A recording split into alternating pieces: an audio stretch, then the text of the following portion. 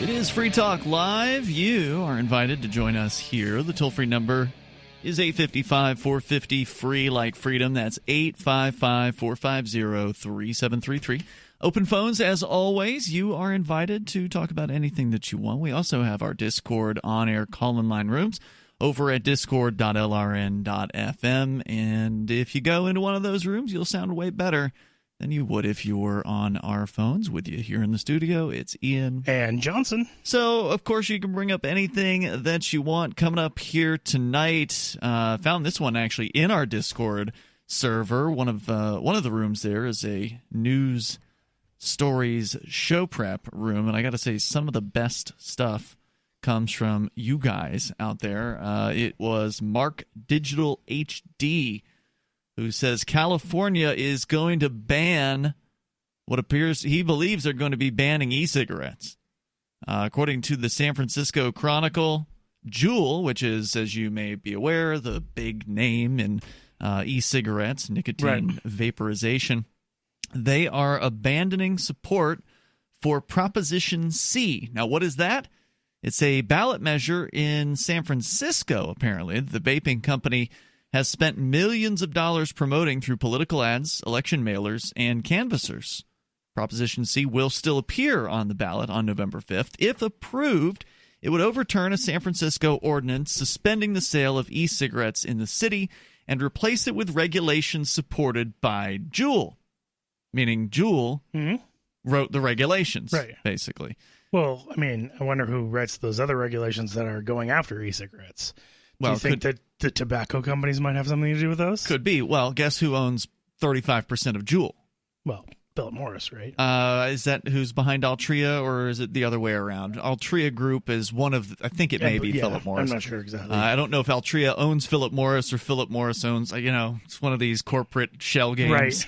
But Juul is headquartered in San Francisco.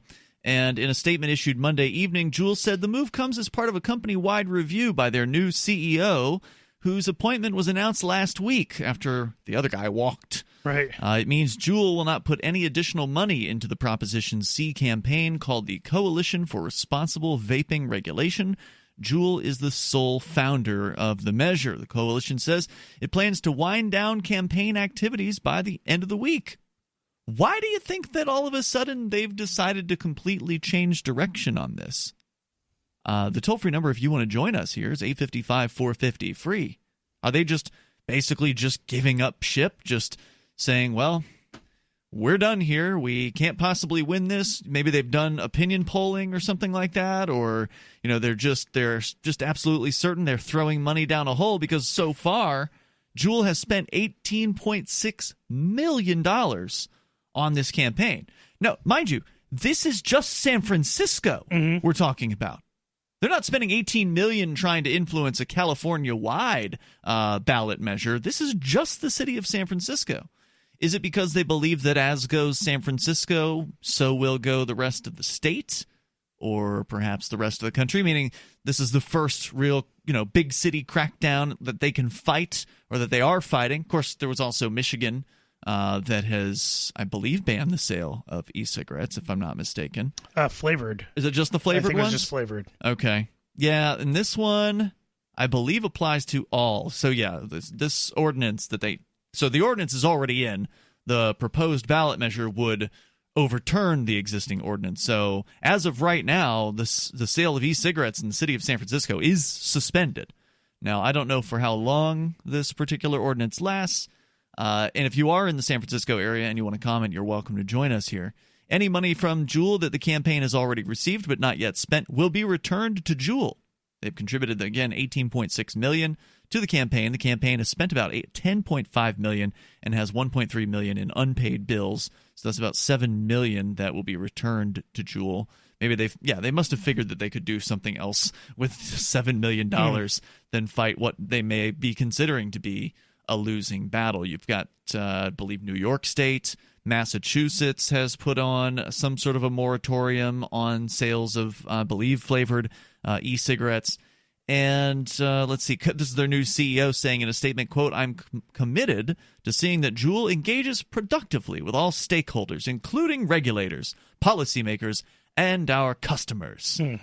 Which is funny because regulators aren't really stakeholders, right? Like, they don't actually own a piece of your company in any sort of meaningful way. They don't have stock. They're not actually holding stake in your company, but they certainly have sway over whether or not you're going to survive the next quarter or the next half a year. Because if their regulations, crack down and you go out of business. So, I mean, they're not the kind of people you want holding a stake. But unfortunately, they're actually holding a gun or a whip, however you want to look at it, and they're wielding it against you. S-T-A-K-E. Right, through the heart. The decision, he says, does not change the fact that as a San Francisco founded and headquartered company, we remain committed to the city. Wow. I mean, just the loyalty to a municipality that has no such loyalty to you. They don't care about Juul. Yeah, they hire some people, right? They're employing people. But how many of the people that Juul is employing actually live in San Francisco? I mean, if you're smart, you work in San Francisco and then you live outside of San Francisco, right? I mean, I don't know if you've seen the housing prices in San Francisco, but I believe they're some of the worst in the entire United States. There may be, maybe Seattle's competitive with them. I'm not sure, but I've heard San Francisco's the absolute worst for housing prices. You go out into the surrounding areas, it's still going to be bad, but it's not going to be as bad. Yeah, it's bad. Even, I was living, for a while. I lived in Los Gatos, California, where is that? About 30 minutes south of San Fran, maybe 40. How long ago? This was 2011 or 12, I think. Not quite a decade. Just before I moved. And that it was $6,000 a month rent on what was a 2 or 3 bedroom house. $6,000 a month sounds like it should be a mansion to me. That's ridiculous. Yeah, and it was a tiny, it was like a little, And you must have been sharing it with people. It was probably a little smaller than this house. Okay. I mean, you mean the duplex? This side. The side of the duplex. The side of the duplex, yeah. So were you sharing it with like 2, 3, 4 other people? How many people were in there? Well, it was the one guy his place who it was, and I was staying there, and he decided to house a Chinese programmer.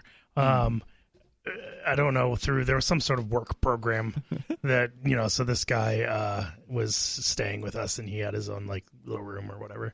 This sounds like it's right out of Silicon Valley. Oh, it was very much out of Silicon Valley. I mean, and it basically was Which Silicon is an Valley. HBO TV show for those that don't know. And in fact, this guy turned down a job. The guy who I was staying with turned down a job at Zynga. Okay, if you remember, which is an app maker. They make the games. The games app maker. So right. And this is before Zynga became huge, so he made a mistake. Oh, I think you never know. But that guy owes me a lot of money, so screw him. Wow. Okay. So yeah, I've never lived out there. I don't know what it's actually like. Right. How long were you there for? About 8 months, I think, roughly. Yeah. And why'd you leave? Because he wasn't paying me. Okay, that'll do it. Yeah, and so I was like, okay, see you later. Bye. Yeah. So if you've been out there and you want to weigh in, you're certainly welcome to do so. But the point wasn't so much to talk about real estate as it was to show that you've got basically Juul up against the city of San Francisco gang, the criminal gang known as the city of San Francisco. And San Francisco's city council are basically telling Juul, yeah, we think you're the enemy. We're going to target you. We've targeted you with an ordinance that bans the sale of your products. And yet the CEO is still talking about how they're committed to San Francisco. And so according to the story here, Proposition C, this is, by the way, from the San Francisco Chronicle, their advertisements were being investigated by the FDA as part of a broader probe into or by the agency into Juul's practices, including marketing tactics that regulators believe were targeting youth. The company last week said it would suspend all print, broadcast, and digital ads, but did not say at the time whether the Juul-funded political ads would also be suspended. But it sounds like they are, because they're abandoning their campaign. More on the attack against vaping. It's happening across the country.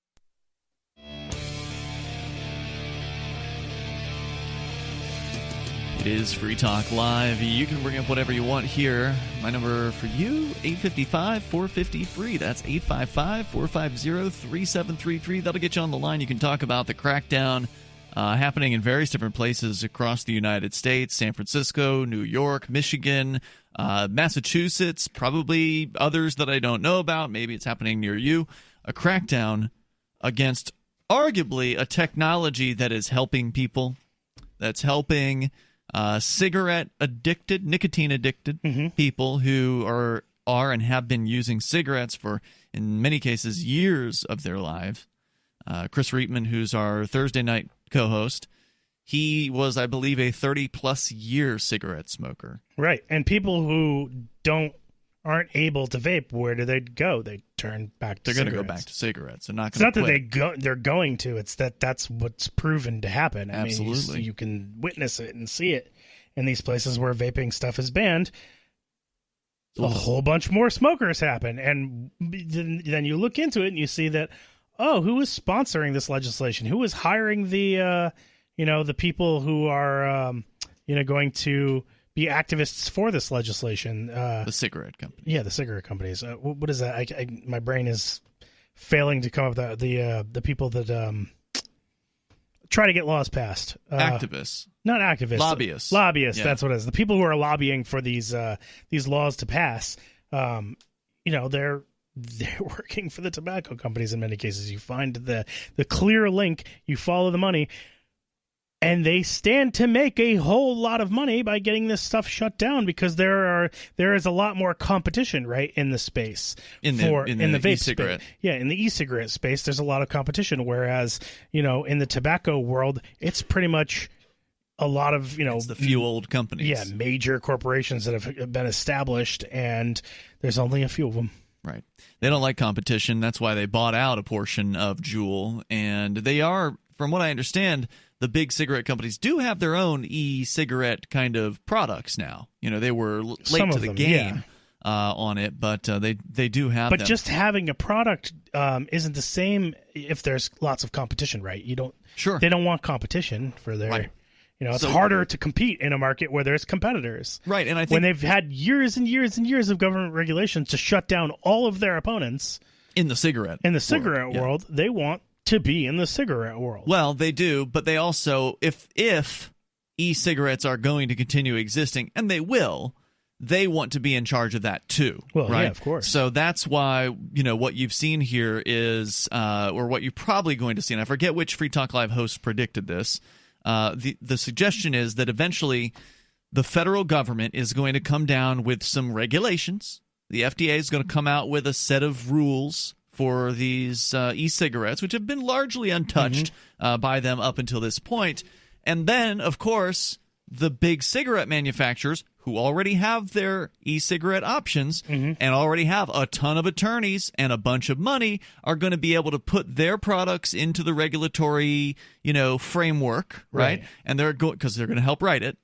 So they're going to put their products into the regulatory framework. They're going to grease the wheels with as much money as they need to make sure that their products get out first, right? They get passed. They get the approval first. Oh, see, we're responsible here at Philip Morris. We don't have those fancy flavors. We're not trying to attract children. All of our e-cigarettes only taste like tobacco. We're responsible members of our community. And then once all these regulations are passed, then they'll change it. And they'll be like, we found that adults are the only ones who are actually using these. Well, maybe. It'll go back to, what's normal and sensible because the money is there for those things. Well, but if they do manage to run all their competition out of business, they don't have to go back to flavors. They don't have to, but the money is there for them to do so. True. So they will, eventually. Yeah. We'll see how it all shakes out. But right now, the latest news, and we'll get back into that, is what's happening in San Francisco, which is one of the flashpoints because that's the home turf of Juul and also the place where the city council is cracking down and has suspended sales of all e-cigarette products. But you can continue to sell smoked tobacco, no problem. But by the way, I do want to let you know about something that's going on here tonight. Maybe you've heard of Chrisanne Hall. She's a former Florida attorney and former prosecutor who was fired after teaching the Constitution. Even though she was ordered not to by her boss, state attorney Skip Jarvis, she would not stop and stood up for liberty over a paycheck. tonight is the night that you can attend a free webinar with Chris-Ann Hall at 8 p.m. Eastern tonight at lfu.freetalklive.com. LFU stands for Liberty First University. Chris-Ann's a disabled veteran of the U.S. Army, Russian linguist, mother, and a patriot. She now travels the country and teaches the Constitution and the history that gave us the founding documents.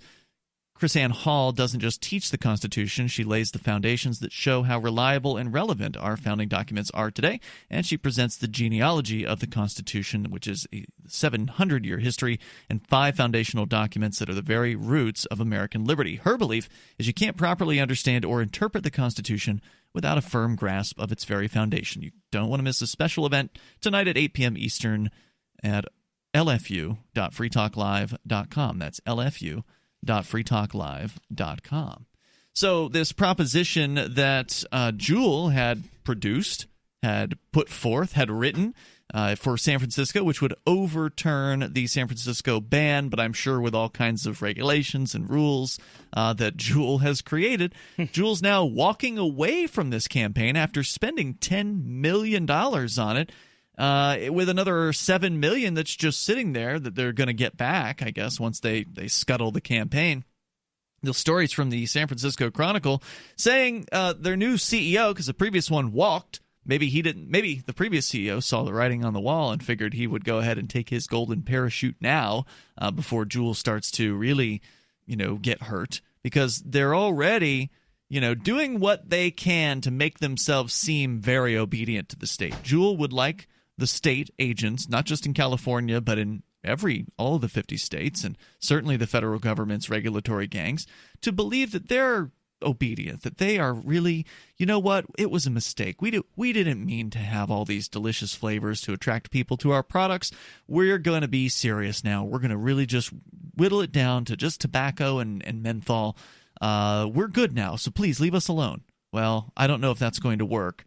No, of course not. Yeah. According to the story here, they've been investigated by the Food and Drug Administration. Juul's about-face is believed to be the first time a corporation has invested millions into a San Francisco ballot measure, only to withdraw its support shortly before the vote. And this is according to a political consultant who teaches law in San Francisco. In the rare instances when a ballot measure backer has withdrawn their effort before an election, it was because the issue was resolved or the measure became moot. He says, quote, "This is historic, a colossal failure of a ballot measure campaign that will go into the history books as a cautionary tale for corporations attempting to use the ballot box this way in the future." But it's, of course, totally fine for the corporation known as the City of San Francisco to use their political means in order to foist their way upon the people in that particular political jurisdiction. Because it is important to remember that governments are corporations, too. And they're the worst sort of corporations. They're the kind of corporations you can't ignore. Right. If you want to ignore Juul, you can ignore Juul. You don't have to buy their products. I mean, you might see them as you're shopping in your favorite convenience store, but you don't have to pay any attention to them. Whereas with the government, if you don't pay attention to them, they'll have a man come by and stick a gun in your face. They demand your attention. But seeing their products in the stores is offensive, and I have a right to not be offended. Ever.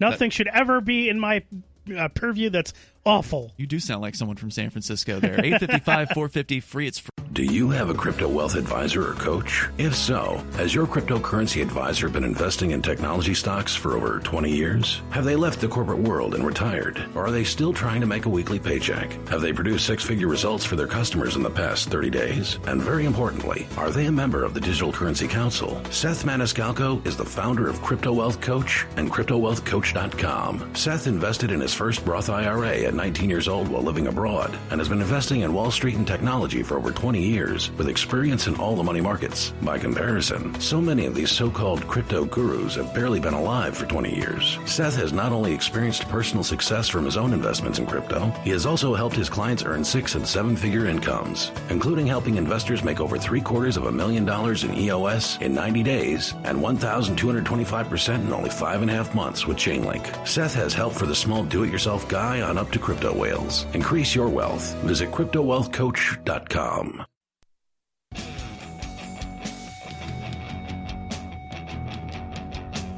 This is Free Talk Live. You bring up what you want. Dial toll free. Here are numbers: 855-450 free like freedom. That's 855-450-3733. We have the Discord call-in line rooms. They're over at discord.lrn.fm. In fact, that's where we're going to next. But with you in the studio tonight, it's Ian. And Johnson. Also, want to make sure you know about local.bitcoin.com. Today was the day, the big day, that on the other site that has been around for years, that has been selling Bitcoin BTC for years, they finally cracked down today and mandated that all of their buyers and sellers go through what they call KYC, which stands for Know Your Customer process. It's been coming. Like, they've been warning people about it over the last several months. And I guess October... As Bitcoin's price has been going down and down and down. You mean as it's been going up and up and up? It's been going down recently. Well, I mean, it's went back up like $500 or $400 yesterday. It's at like $8,400 or $8,300 today. I've not been paying attention. Over the last year, though, Johnson, it's trended upwards. I think it started over the last year. Like the year before was brutal. Sure. This past year has been great. It's been pretty good. Yeah, if you got in earlier this year and you held on, you're probably pretty happy right now. But this other site that local.bitcoin.com is competitor with, they are the big one, right? They're the big site, the king of the hill, if you will. Right. It was like a wasteland today on that site. Like half of the sellers dropped out. And I don't know, obviously they're not going to publish all their data about how many people are using their site now, but I can tell you some of my, because I sell on the other site, and some of my regular customers sent me messages saying, yeah, I can't use the site anymore. Can I trade with you directly? Right. So they're going to be losing some serious revenue over this. If you want a website where you can trade Bitcoin Cash with dozens of payment methods and do it without having to show the site your identification, you can do that over at local.bitcoin.com. You don't ever have to show ID to the website to create an account there and use an account there. Because they don't hold your coins. They don't hold your Bitcoin Cash. It's all done through smart contracts. You have control over your currency, and it's totally different. It's also private because the communications between buyers and sellers are encrypted. So right now, people are looking for another option to buy and sell cryptocurrency with cash and other options like, prepaid cards and things like that. PayPal, Venmo. Local.bitcoin.com has that. That's local.bitcoin.com. So coming up here tonight, Harvard, a big lawsuit, I guess, has challenged their admissions process, and it has to do with favoring certain ethnic groups over others. Yeah. We'll get into that. They share views with Cantwell. With Chris Cantwell, the Nazi. Yeah. So they have Nazi views over Harvard. We'll tell you more about it. And apparently a judge thinks that's okay. Yeah. The government has some Nazi views too. I'm sure they do. Yeah. We'll get into that on the way here. Plus, we've been talking about Juul and them just basically completely backing down in San Francisco. If you were looking to Juul, if you're an e-cigarette user and you were looking to Juul to stand up for you, sorry. Even though the tobacco company, Altria Group, I think it was, bought 35% of Juul, they don't have a controlling interest, but they got a significant interest. And, whoever else is involved has obviously decided that snuggling up to the regulators is their best chance for survival. And it's the same old story again and again and again, just in different industries. You be buddies with the regulators, pay them off, make sure they write the language in the regulations the way you want the language written to keep out all those upstarts and those innovators from the industry.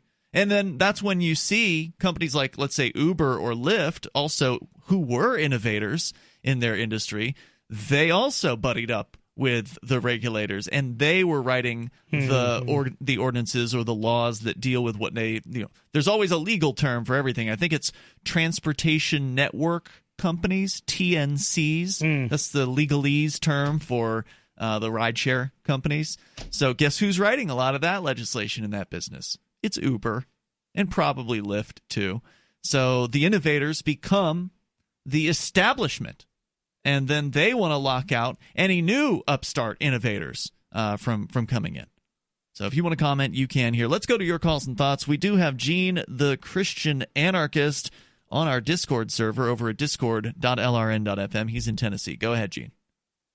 Hey, guys. I wanted to talk about authority. Okay, and yes. This is something that a lot of people have difficulty with because it's both simple and it's complex.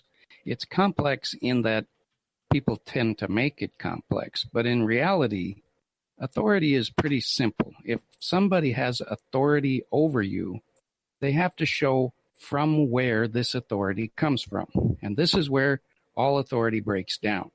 In the old days, the kings said they got their authority from God.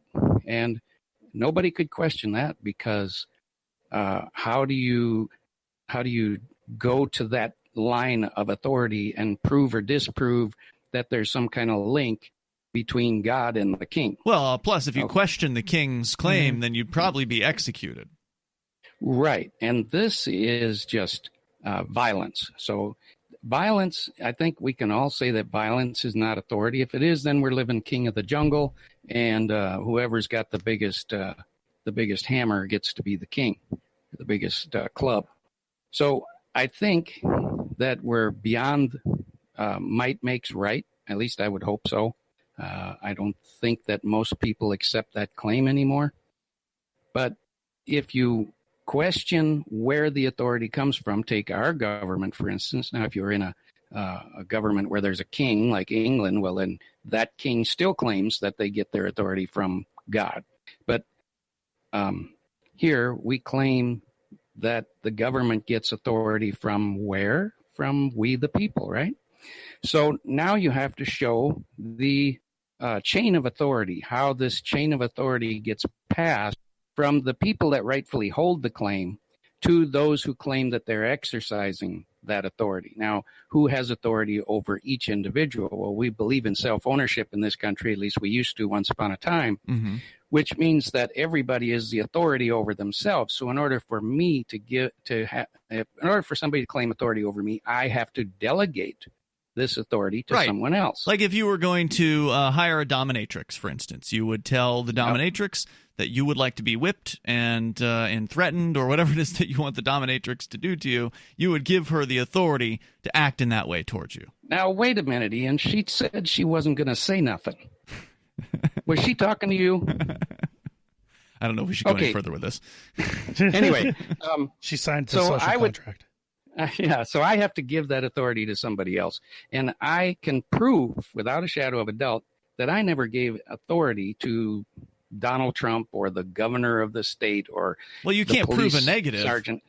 What they can't do is prove that you did, right? If their claim is... Well, I mean, I can certainly testify that I never gave them authority. You could do that. So now that puts the ball in their park. Right. They need to produce some kind of evidence to prove that you actually did consent to their rules. Now, the best they can come up with is this nonsense about a social compact or a social contract. Right. And, of course, we've all proven that this is just non-existent. There is no such thing as a social contract, yet people still believe this. Yeah, but I think that they've realized, I mean, the problem is that for me, hearing this argument that I've heard over and over and over again, is that I think it's come to the point of where they don't have to prove anything because people don't care. So it's at the point where they go, yeah, whatever you say, get on your hands and knees, put your hands behind your back, whatever. You did something we don't like.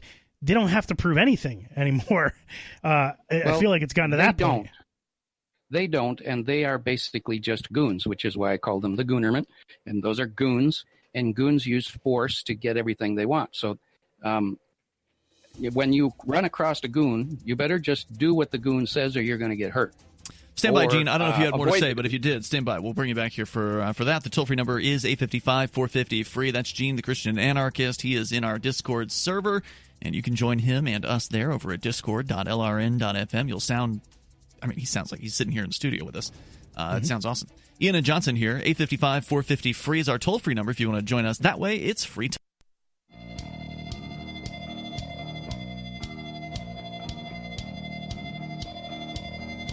This is Free Talk Live. You bring up whatever you want here. The toll-free number is 855-450 free like freedom. 855-450-3733 tonight. It's Ian here. And Johnson. We are going to get into this issue that is coming out of Harvard. There's been a court decision regarding their admissions policy. I will tell you what that's all about coming up here in moments. If you want to join us, 855-450 free. Gene, the Christian anarchist, is here with us, and he's on our Discord server talking about the idea of authority. And Larkin Rose wrote a really great book on this. It's called The Most Dangerous Superstition. And one of the things I really like about the book, besides that it's kind of like an eye-opener for people that may not have ever considered or really thought too hard on the idea of authority, because we're just trained to accept it.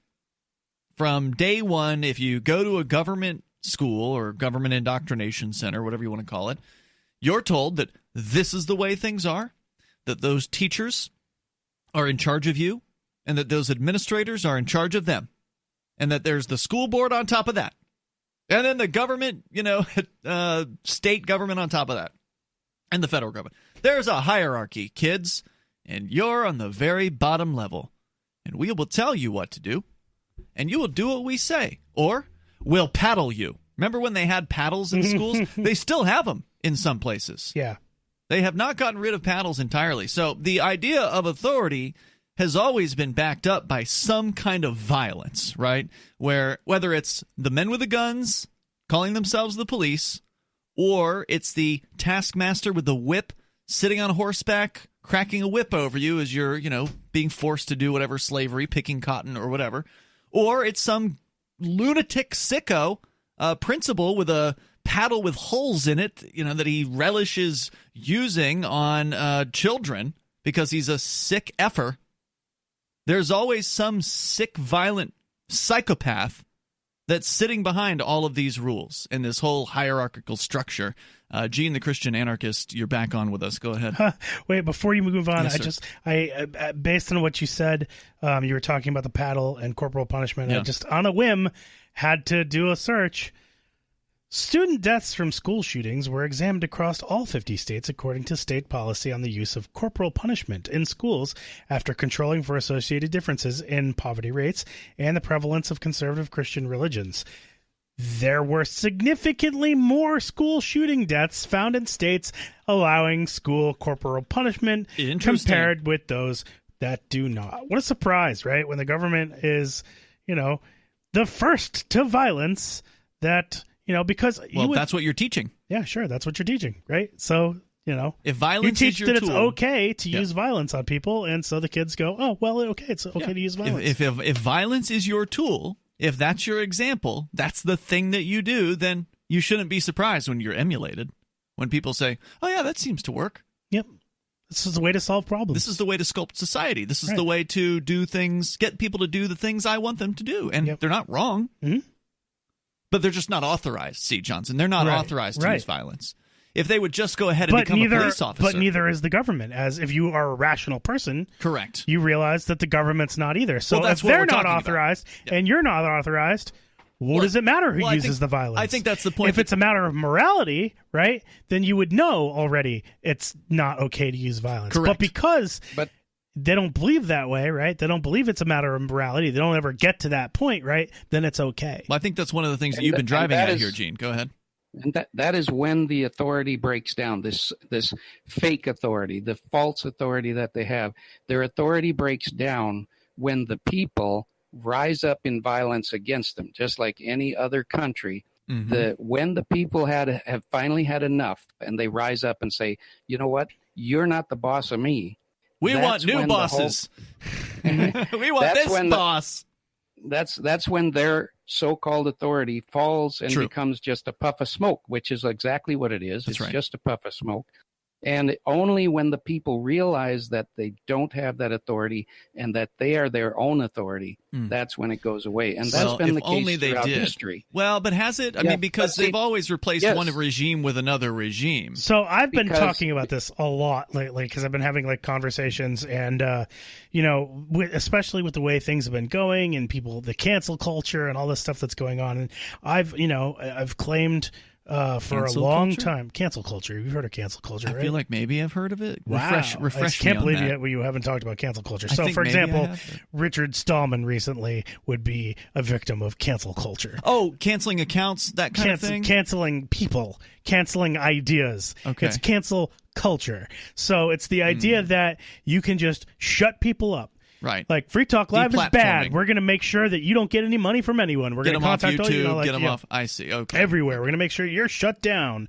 Right? So, cancel culture. So, this is the thing, right? This is the idea. And my thought is that, these people are becoming increasingly aggressive and violent. You can't have logical conversations with them. And I'm hearing, conservative people. There are some conservatives that I listen to a little bit to hear some of their content. People like Crowder or Peterson, even occasionally, as horrible as I feel like he's gotten, I'll still hear what Molyneux has to say. Okay. Just every so often, even though most of what he says, most of what he has to say now is pretty much garbage. He's despicable, man. It's so sad. It's really sad. But what I was going to say about this is that I've been claiming for a long time that I feel like the country has been headed for a civil war, right? Oh, and I think that the first step to any country going to civil war is that you have to found two governments, right? You have to have two opposing governments. Yeah, I guess that's a good point, yeah. And, I was talking today, and I said, I've always kind of put the Civil War thing in the future, and I don't think that it's that far in the future at this point. I think that we're going to have our forking of government in 2020. Really? Who's going to... Back to this idea... Okay, go ahead, Gene. Back to this idea that somebody's got to take over. And this has been the case throughout history, is that once the people finally throw off their chains, they willingly let somebody else dump chains back on them. But there's something unique in this century that nobody's ever had throughout history, and that is the internet and the freedom of information. Now, the ideas of liberty were big 150 years ago when Lysander Spooner and the other guys were all starting to write about these things, but nobody learned them because the books were not widely circulated. Sure. The libraries wouldn't circulate them for sure, and so less people learned about it. But now we have the internet, and people are curious about things like this. Are they, though? And are they more curious now than ever, you think? I think they are, yes. You sure they're not busy watching, their favorite sports team or the latest episode of Stranger Things or some other... Well, there definitely is that, but there's also people are curious and they want to know. And that's the main reason that, I call in here is because I want curious people I'm glad you did. It's a good conversation. I think it's important. To learn what authority is and what it isn't. It's a fantasy. There is no official. Right. Yeah, there is a fantasy. There is no real authority. And what it boils down to is people need to learn to say something that we kids said it back 60 years ago, and that is, who made you the boss of me? That was something that we would tell our neighbors, our kids in the playground, because they'd try and tell us to do something. Who made you the boss of me? Well, let's bring that up a notch now that we're all adults, and let's start asking, who made those goons the boss of me? Nobody did. So we need to get that idea out and circulate it, and people need to start taking it to heart. I agree. Gene, the Christian anarchist, great call. Thank you for sharing your thoughts here tonight. They're on the Discord server over at discord.lrn.fm, and that is where, if you maybe liked what Gene had to say, we've got a crypto tipping bot on that server that actually allows you to easily send tips in, couple dozen different cryptocurrencies. That, just a matter of typing in a quick command, and if you thought Gene was saying something useful, you could send a tip directly to him, or you can randomly tip people in the chat room, or tip the people who have been active in the last 5 minutes, or leave what they call an airdrop for people to claim a portion of. It's really a cool thing. We don't really know whether it's an exit scam or not, so make sure that you don't put anything into the bot that you can't afford to lose completely, because we have no idea who the brilliant programmer is that's behind this thing.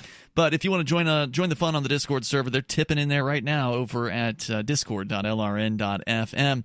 But I think what Gene is pointing out is very, very important. And again, Larkin Rose did a great job in his book about the subject. Just kind of eye-opener. Hey, look, this whole authority concept is just designed to control you.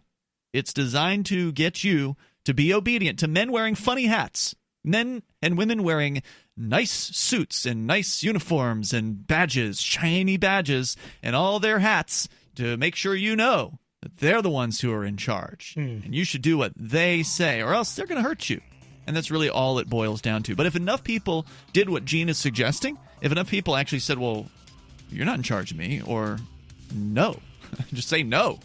Remember the old 80s, just say no? Just say no to the government when they try to tell you to do things. If enough people are doing it, then they become powerless, because ultimately they really do rely on people's voluntary compliance when it all comes down to it. There's more coming up here in moments. This is Free Talk. Chronic pain, stress and anxiety, fatigue or lack of focus, dependence on opioids or opiates? John Bush here, owner of Brave Botanicals, inviting you to try a free ounce of kratom, the controversial plant remedy the government doesn't want you to know about.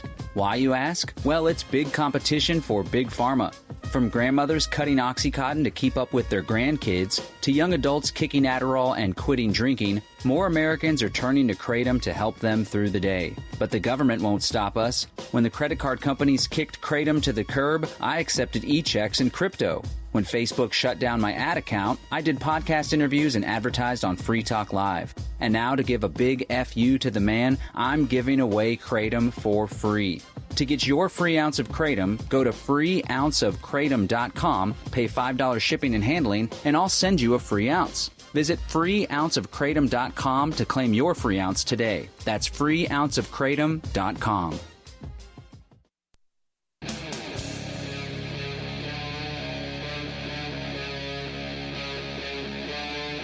Free Talk Live. It is Free Talk Live. You're invited to join us here. Coming up tonight, the Harvard news story about their admissions policy, where a court has made a ruling that everything's A-okay. They can discriminate. It's totally fine. We'll get into that coming up here in moments. With you tonight, it's Ian. And Johnson.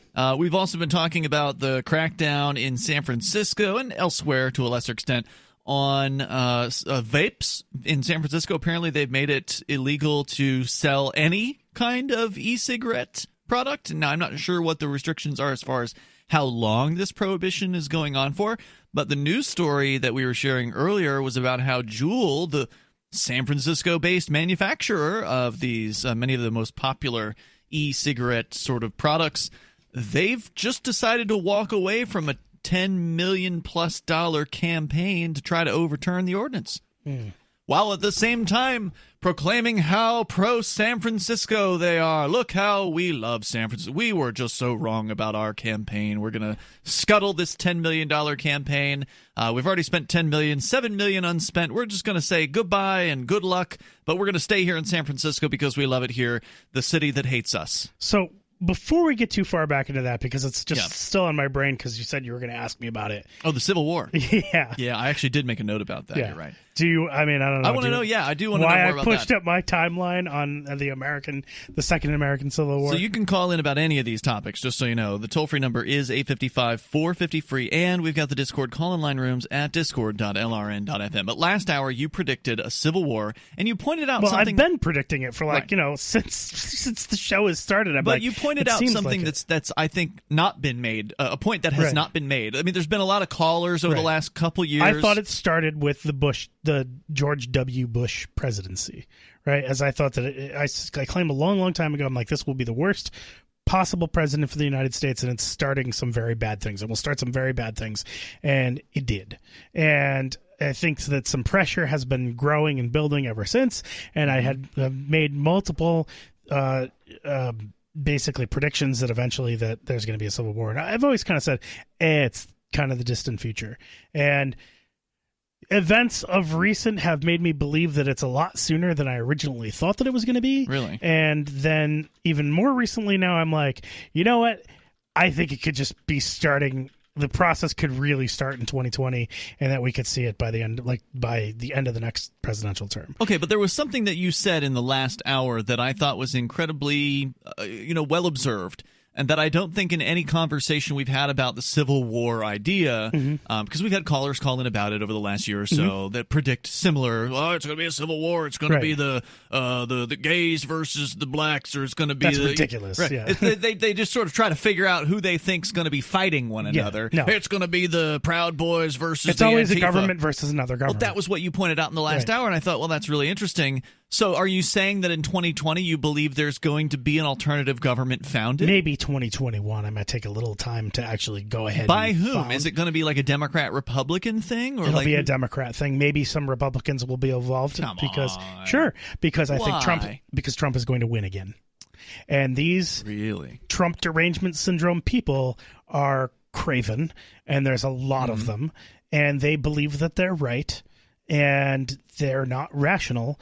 And I don't think that they care about anything other than whatever having their own viewpoint or whatever. So I think that I think what's going to happen is that Trump is going to win again, and it's going to drive these people out of their mind, like even more ever-loving minds. Because there was that classic video of the woman wearing like the day glow neon, I guess raincoat or whatever, where she's screaming at the top of her lungs. No, you remember that one? Yeah, sure. And like that was happening at his inauguration, right? Sure. And so you're saying it's going to be even worse than that? Sure. I mean, there's just so much. There's so many people that are driven crazy by this, and I don't think that they can. It's another Trump victory is going to cause so many people to just snap. How many people are going to be involved in this? I mean, because this can't be that big of a thing, right? Like, well, I mean it'll be huge. It'll be half the country, right? Because what's going to happen is half the country, half the registered voters. Okay, it's going to be the liberals and the never Trumper Republicans. I think. I think that there's just what's going to happen is you're just going to get another government, and there's going to be people that are going to choose to support that government. Right? If that happens, it'll be amazing. Sure. I will be shocked that something like that could occur now. I want to know. I'm kind of like, we had the Confederacy, right? Mm-hmm. Like, what will this government be called? I wonder. Like, what will they call themselves? Something liberal. I have no idea what that would be. If they can't call themselves the Confederacy, will they try and is it a Star Trek thing? Will they call themselves the Federation? I don't know. Like, what are they? The Borg, right? They all want to be one of the campaign, promotions or slogans or whatever. They've got the Biden campaign office here in Keene. I don't know if you've seen it yet. No. It's behind the Thirsty Owl here in Keene. One of the slogans. Does is it have unity. like a picture of somebody being hugged from behind? No, maybe being smelled gently. In the ear or something. But unity is one of their slogans, right? So that's kind of Borg-like, right? All are one. Resistance is futile. Yeah. I don't know, Johnson. I think it's an interesting prediction. It's pretty wild. I mean, I don't know if you're going to be right or John McAfee's going to be right, but you guys are both making What's John McAfee's prediction? He predicted $1 million Bitcoin in 2020. Oh, well, yeah, sure. And I don't know which one is more outlandish because, I mean, to me, I'll tell you this. Right after Trump got elected. Well, I can tell you this, that Bitcoin might seem like $1 million if the dollar collapses because of a competing government causing, right? Because isn't that kind of what happened during the Civil War is that the currency became a complete nightmare because you had two different governments issuing what's supposed to be legal tender, right? And you don't know which government. So the union currency ended up completely collapsing, right? I don't know. I'll take your word for it. Well, if the federal government, if the Federal Reserve note were to collapse because you have a separate government issuing a separate currency that people are accepting, and you have this competition, it either splits the value of the dollar in half suddenly, right? Or what you're talking about would require such a vast amount of resources to be able to just spin up a new government and have people take it seriously. It's just almost unbelievable. I think there's enough outrage, right? I don't know. There are going to be mad people. There's no doubt about that, right? Yeah. There's going to be some seriously angry people if Trump gets elected. We've had enough. Yeah, it's true. And after the first time, I went out to an anti-Trump protest that happened here in Keene, New Hampshire on Central Square. And, of course, it was mostly angry liberals who were mad at Trump. And I wanted to kind of test the waters for secession and see what these people would say about it. And while a couple of them were, mildly interested in what I was saying, the response from others was completely, oh, no, we're going to take it back. It's Washington, D.C. We're going to take it back. It's really important for us to take it back. I mean, they're not going to just walk away from the tremendous halls of power that have been developed in Washington, D.C. The Democrats know that after 4 more years of Trump, it's probably going to be one of their guys that gets in because Trump can't run again after a second term. So but they don't, you never know. I don't know if that's... I hope you're right. Yeah. I just don't think it's going to play out that way. You want this to happen. Yes. You want a secondary government? Yeah, okay. I would love to see two... I think it'll be a nightmare. You're going to have a lot of bloodshed. So, no, I'm not hoping for it at all. I don't think it'll be bloodshed in Keene, New Hampshire.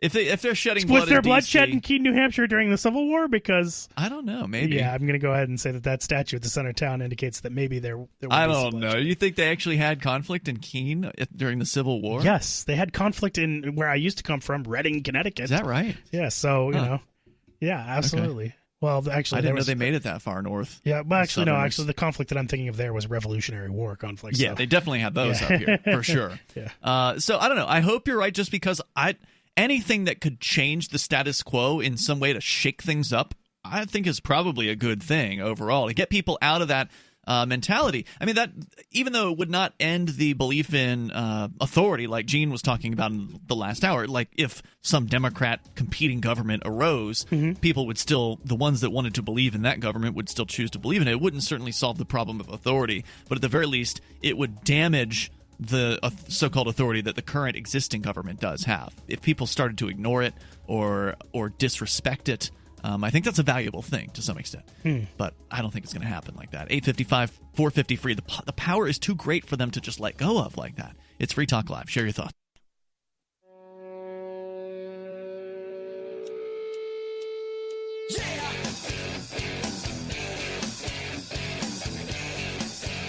It's Free Talk Live. You can join us right here. The toll-free number, 855-450-FREE, like freedom. Do you think Johnson is on to something with his prediction that the liberals are going to lose their minds in 2020 if Trump wins again? And you seem pretty certain that he's going to win again, Johnson. So if Trump wins again, the liberals flip out. A strong possibility. Even more so than they did in 2016's election, where they definitely, lost it for some amount of time. But they then regrouped.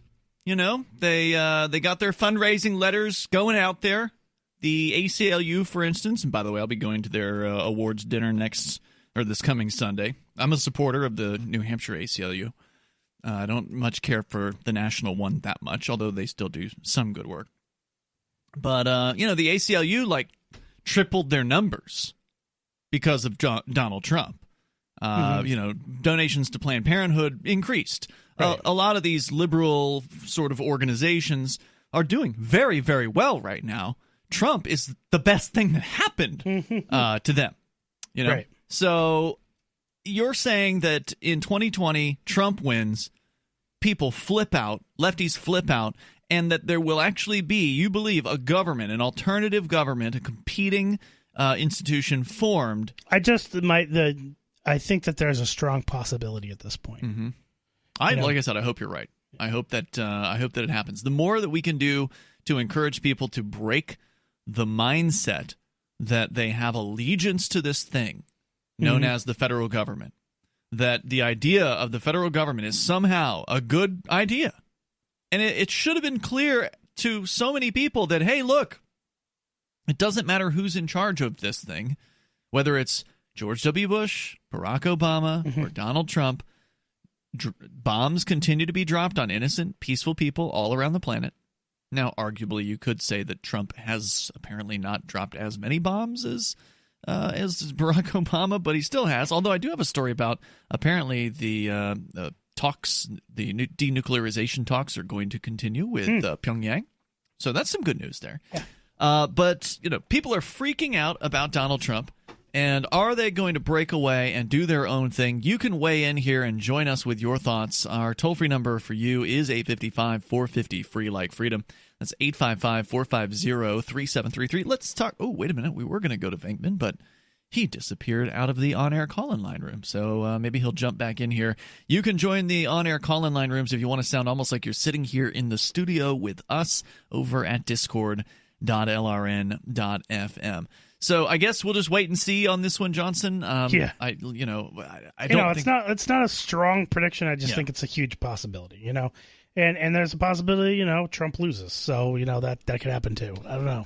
Yeah, I don't know either. It's hard to me, really it always say. tends to be the worst possibility. Remember, I said that I think that it's still possible that Biden becomes the nominee for the Democrats. So. You think? Yep, I don't know. I don't pay any attention to the polls because I don't really think they're relevant. Because we've been through enough elections doing this show to where whoever's leading the front runner is garbage. Is never the actual winner. Whoever's early on the front runner almost always ends up dropping out or losing. But remember, I told you that last time I was that Hillary would remain the front runner, and she did. And she did? Okay. Yeah. Well, then you get some points. Yeah. For political predictions. Yeah. So far. A district judge in Boston at the U.S. Federal District Court has upheld Harvard's admissions process following a challenge from a group representing Asian American applicants who believe the school discriminated against them. Judge Allison Burroughs, a story according to CNN's politics section, ruled, I guess it was today, that while Harvard's admissions process is, quote, not perfect, she would not, quote, dismantle a very fine admissions program that passes constitutional muster solely because it could do better, unquote. Now, I find it funny that they're considering whether an admissions program is constitutional. Huh?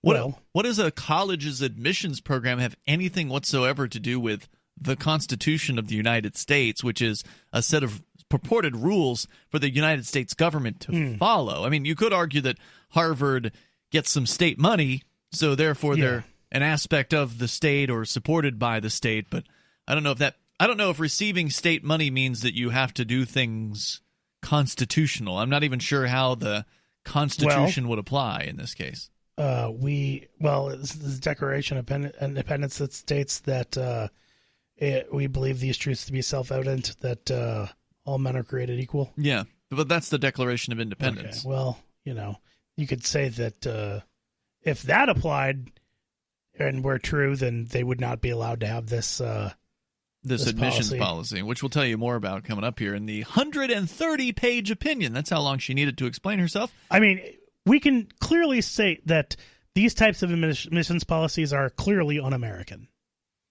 Because of the Declaration of Independence. Sure. Okay. Sure. I think it would be a uniquely American view to say that all people are created equal. You should be free to be un-American in your college admissions policy. You shouldn't have to be American unless you're in taking government money. I see what you're saying. Sure. In her 130-page opinion, Ms. Burroughs stressed that race-conscious admissions hold, quote, an important place in society and help ensure that colleges and universities can offer a diverse atmosphere that fosters learning, improves scholarship, and encourages mutual respect and understanding, unquote. The ruling in the closely watched case is likely to be appealed and culminate in a national showdown over affirmative action at the U.S. Supreme Court. The challengers had argued at trial that as Harvard's personal rating system disfavors Asian Americans, it favors blacks and Hispanics, who generally have lower standardized test scores compared with Asians. The storied Massachusetts campus accepts only about 5% of its 40,000 applicants every year. Because Asians are the superior race there, man. That appears to be what they're saying. They're Cantwell. And I think Cantwell would probably agree to that based on some of the conversations that I have had with him. Yeah. Cantwell, for those that don't know, is a former Free Talk Live co-host who we fired. The crying Nazi is how most people know him. Yeah, he became a racist, and we had to get.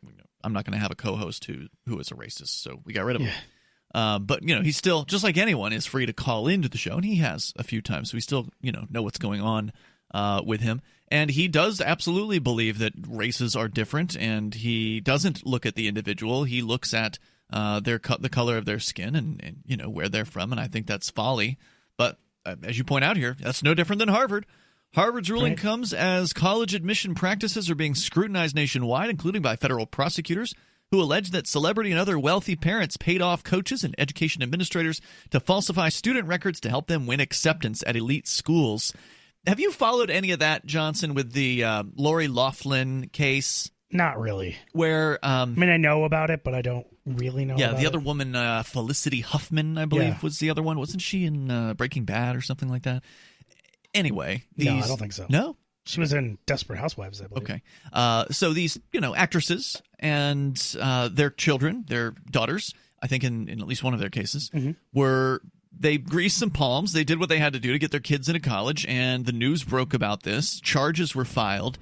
And I guess because, I've looked at some of these stories on Google. Google News serves me up updates on what's going on with these cases. So I've sort of kind of been aware of what's happened. We haven't talked about it recently on Free Talk Live, but there's something that I find particularly despicable, and I want to share with you about this. And we'll continue. You can share your thoughts on college admissions or whatever's on your mind. This is Free Talk Live. Bitcoin.com has launched a trading platform at local.bitcoin.com, allowing you to buy or sell Bitcoin Cash via dozens of payment methods like PayPal, Venmo, bank deposit, remittances, or meeting in person with cash. There are no ID requirements to sign up for and use the site, and all communications between buyers and sellers are encrypted. Finally, a global trading platform that respects your privacy. Visit local.bitcoin.com to get started trading Bitcoin Cash. local.bitcoin.com.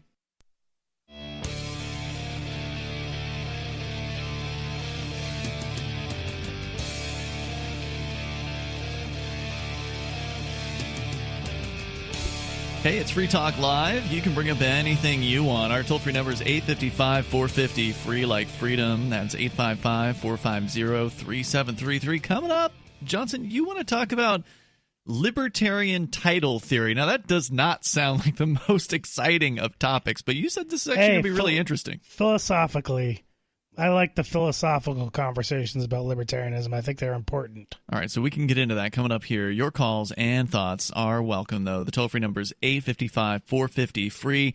Also, we're talking about the Harvard admissions policy that a court has ruled is totally fine, no problem.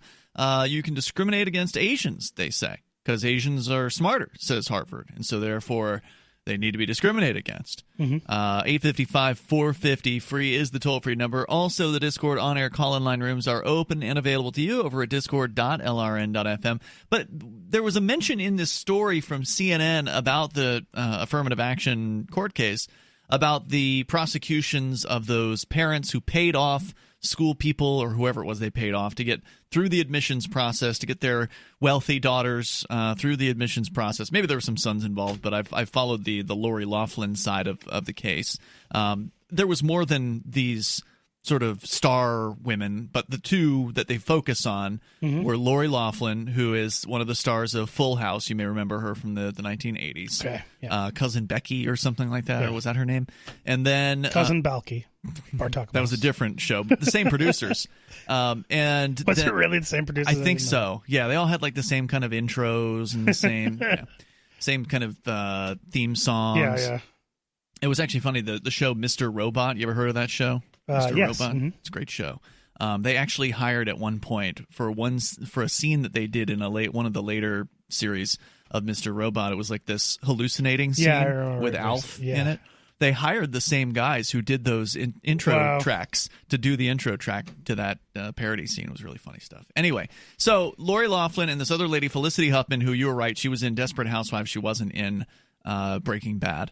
But anyway, these two women were kind of on equal footing. They were both being come at by the government for getting their kids into these schools with grease and palms or whatever.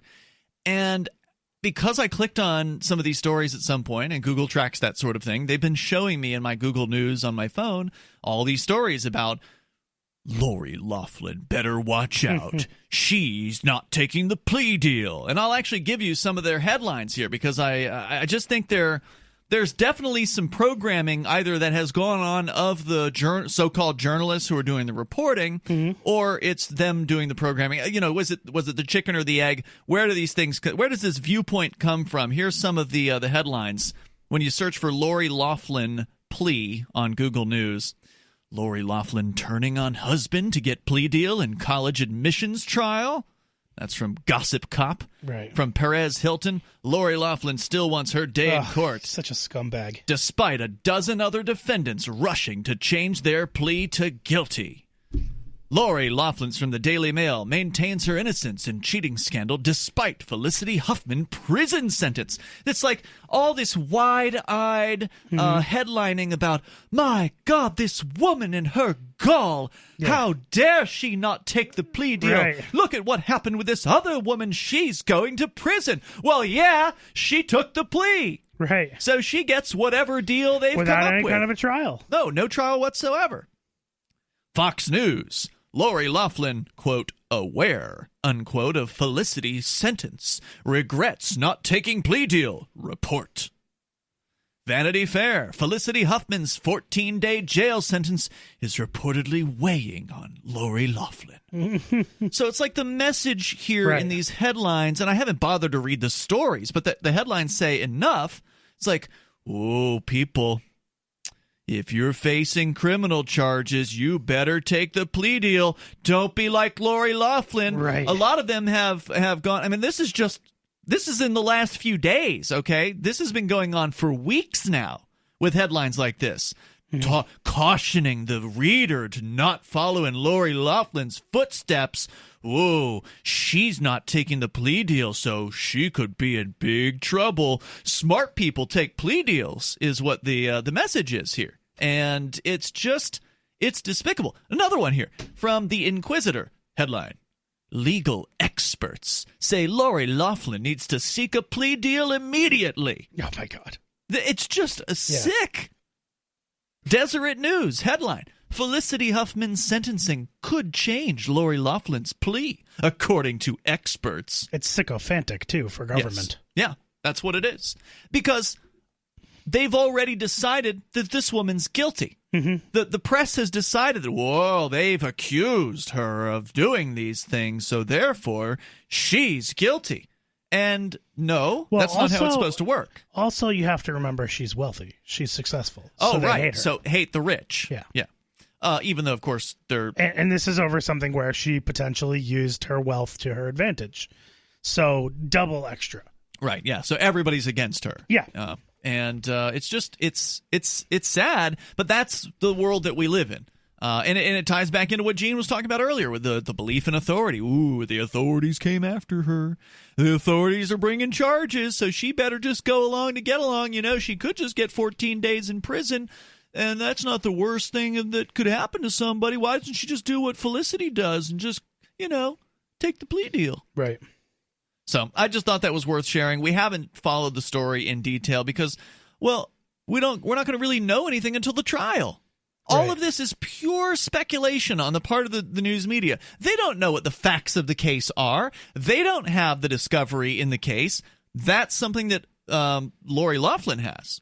And obviously, her and her attorneys have sat down and said, hey, look, we got a strategy. Because you better believe if the attorneys thought, right? Like if you're paying, you can pay a bunch of money for an attorney and you can get them to tell you what you want to hear. That can certainly happen. But presumably, the attorneys are giving her good advice. So we're just going to presume that she's getting good advice. And that is to say, Lori, we've got a case. They don't have, here's what they've charged you with. Here's what the actual text of the thing that they've charged you with says. And you didn't do that thing. Or they can't prove. Maybe you did do that thing. They can't prove that you did that thing. Now, again, I don't know what the text of I don't even know what the charge is. I don't know if it's some sort of fraud or exactly what it is. That's the level of which that I follow the case, which is to say not very much. But the attorneys presumably know what they're doing, and they believe they have a chance to win this thing. And they've convinced her to go for this. And I hope she comes out on top on this. Yeah. Because I want to know what the headlines are going to say then. Oh, they'll just flip and it doesn't matter. You think they'll flip? Sure, why not? I don't know. I think they'll treat her like she's a criminal who got away with it. Oh, maybe. I think maybe some of them will. Like OJ. She'll some be like the rich, non-violent OJ in this case. That's my prediction on this one. Let's go to your calls and thoughts here. You can weigh in on school admissions or whatever is on your mind. He's Turd Ferguson in Pennsylvania. Go ahead. You're on our Discord server, Turd. Sorry about that. I can barely hear you, but I'll try to stay with you here. Yeah, I don't think we've changed anything here, so go ahead. Oh, yeah. So the reason why I'm calling in is because I had an idea about border control policy. Okay. That I think is much better than the norm. But I have a feeling, though, that it would never actually go through because one of the sides would have some issue with it and not let it pass. But this is my idea, though, and I like to call it the Great Compromise. Okay. So what I would propose is that we allow actually any low-level and particularly, Hispanic citizen, probably, because that's primarily what we're talking about here. Any low-level non-criminal Hispanic citizen cross the border and stay here undocumented if they want to, but we would leave the illegal border crossing law on the books, and ideally we would even rewrite it so that it's used specifically. I can hold on. Stand by. We'll give you a chance to pitch this concept. Toll-free number here, 855-450-FREE, 855-450-3733. You can bring up anything you want. You can also join us on our Discord server, just as Turd Ferguson is doing, over at discord.lrn.fm. You can join the server there. It's free, and you can then hop into one of our on-air call-in line rooms. We'll get you on the air. You'll sound like you're sitting here with us, and you can take control of the airwaves here on Free Talk.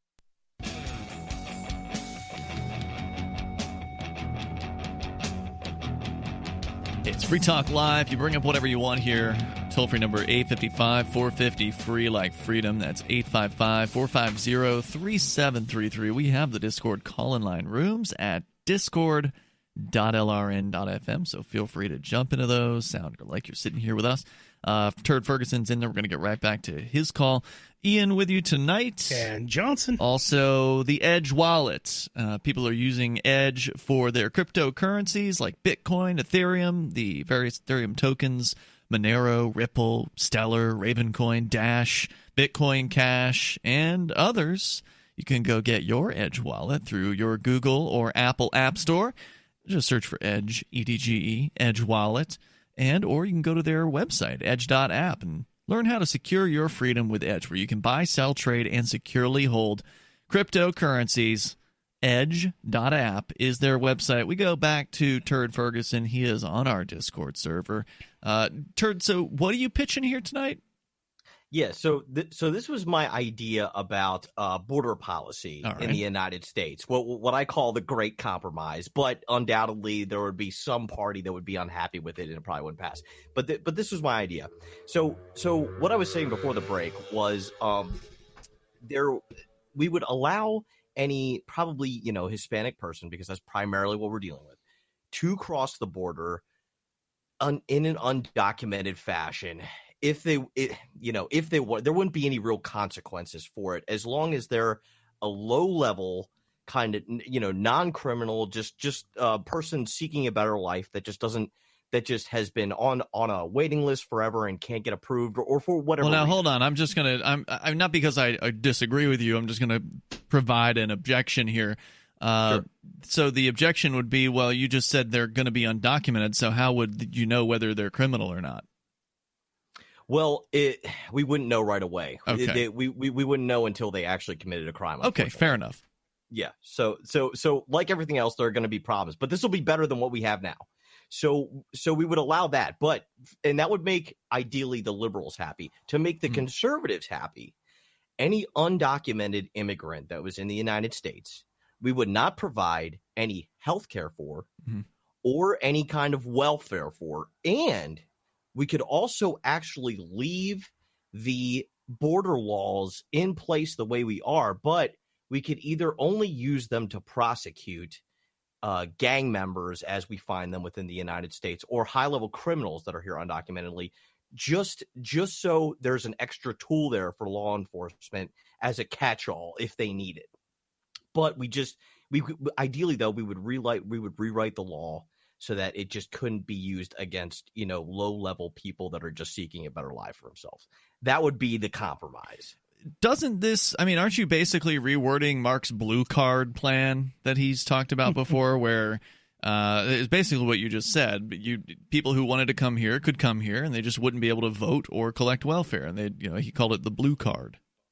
I haven't heard it. I've never heard Mark talk about that at all before. Oh, yeah. But it sounds like a decent idea, though. No, but what I asked Mark at the time was, can I sign up for the blue card? If this program is going to come into play, because the other thing he said on the blue card thing was they also wouldn't pay taxes. So what do you feel about that? Would they pay taxes or no? Well, they would pay taxes for whatever entity they actually use. If they came here and bought property, they'd pay property tax. If they they would pay sales tax on the sales line. They would pay. What about income taxes. tax? Yeah, there would be some. So what you're saying is they would be taxed, but they wouldn't be represented. So it would be taxation without representation. I mean, in a sense, in a sense, I guess. Isn't that one of the founding concepts, that sort of the idea that you shouldn't be taxed if you aren't represented? I'm just trying to. I don't have all the answers. I'm just trying to get us something better than what we have now, and make both sides happy. And I mean, yeah, sure, there are definitely going to be issues with it, like what you're talking about. But this is just a way where we could get going, and then potentially get both the liberals and the conservatives on board, if they both be reasonable and realize that this is a compromise that they both could make. Well, I don't think that. I think at the very least, I agree with Johnson earlier, where he said that there's no compromise coming. Whether or not there's going to be a civil war is another question, but they certainly are not in a mood to compromise on much. So I don't know if we're going to see that happen, but I definitely appreciate your call and thoughts. Thank you, Turd Ferguson. And again, he's there on our Discord server at discord.lrn.fm. You can join us there. So I don't want to get too deep into this Harvard thing. It just kind of the story just kind of veers off into the personalities, like the attorney, and talking more about the admissions policy. I think the point was made that Harvard is basically no different than racists. They believe that one race of people is superior to others, and they believe that other races are inferior to others. And I think that's unfortunate. I think that's. I don't think people should look at race. I think that's the definition of racism, right? Because it's absolutely the definition of racism. Yeah.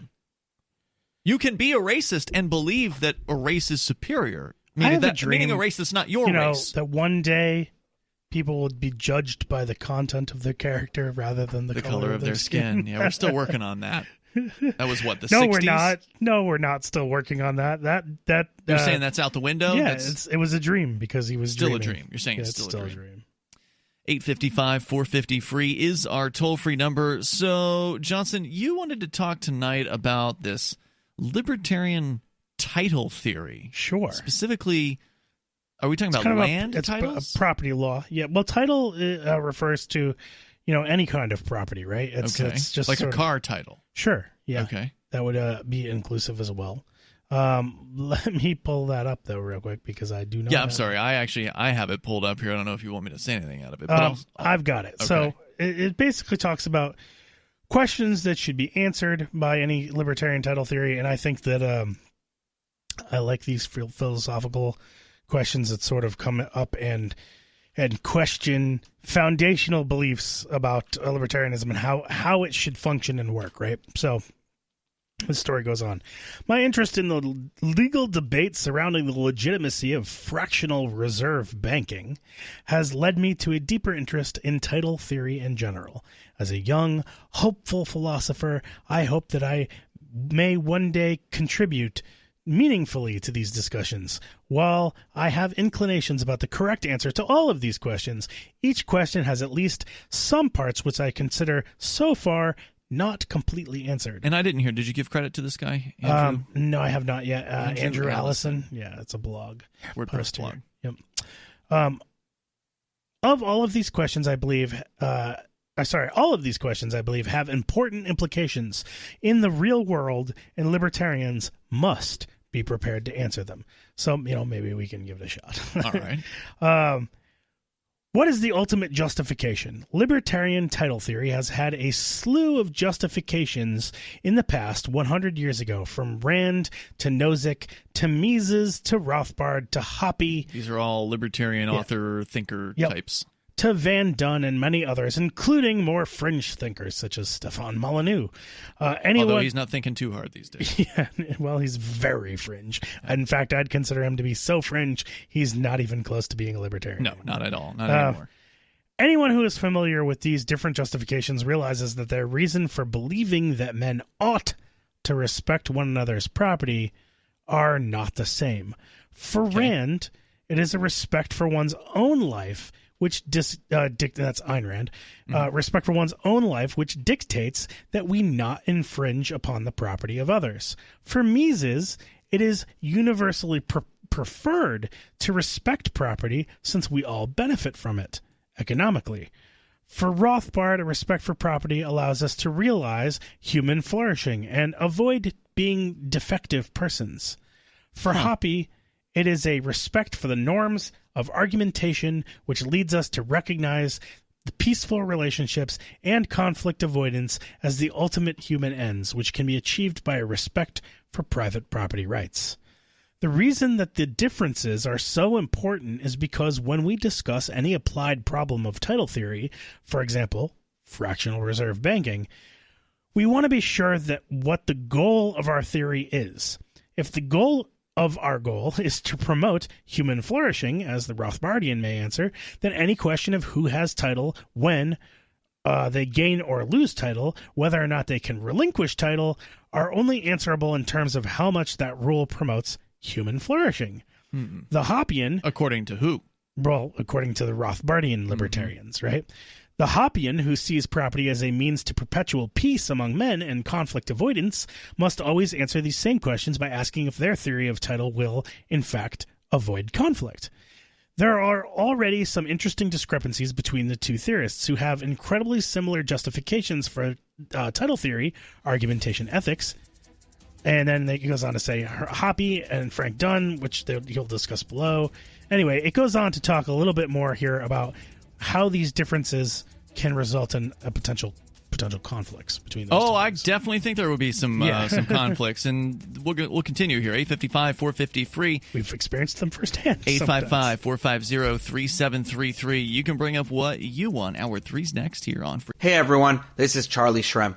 You've seen me on the Netflix documentary Banking on Bitcoin and the new best-selling book Bitcoin Billionaires. I want to invite you to join me on my new show, Untold Stories, for a deep dive into crypto history with the people who made that history. Together, we'll explore the personalities and events that gave rise to Bitcoin and the crypto revolution, the innovation, the collaboration, the battles, and the busts. You'll have a front row seat to the early days of crypto up to today, and you'll hear from the folks who lived through it and survived to drive this movement mainstream. Untold Stories looks back to reveal what inspired some of the greatest minds on Earth to come together to create this technology and change the future for everyone. So join me and my guests, the techies and the traders, the entrepreneurs and the innovators, as we explore our past and understand what that means for the future. Listen now on UntoldStories.com. That's UntoldStories.com.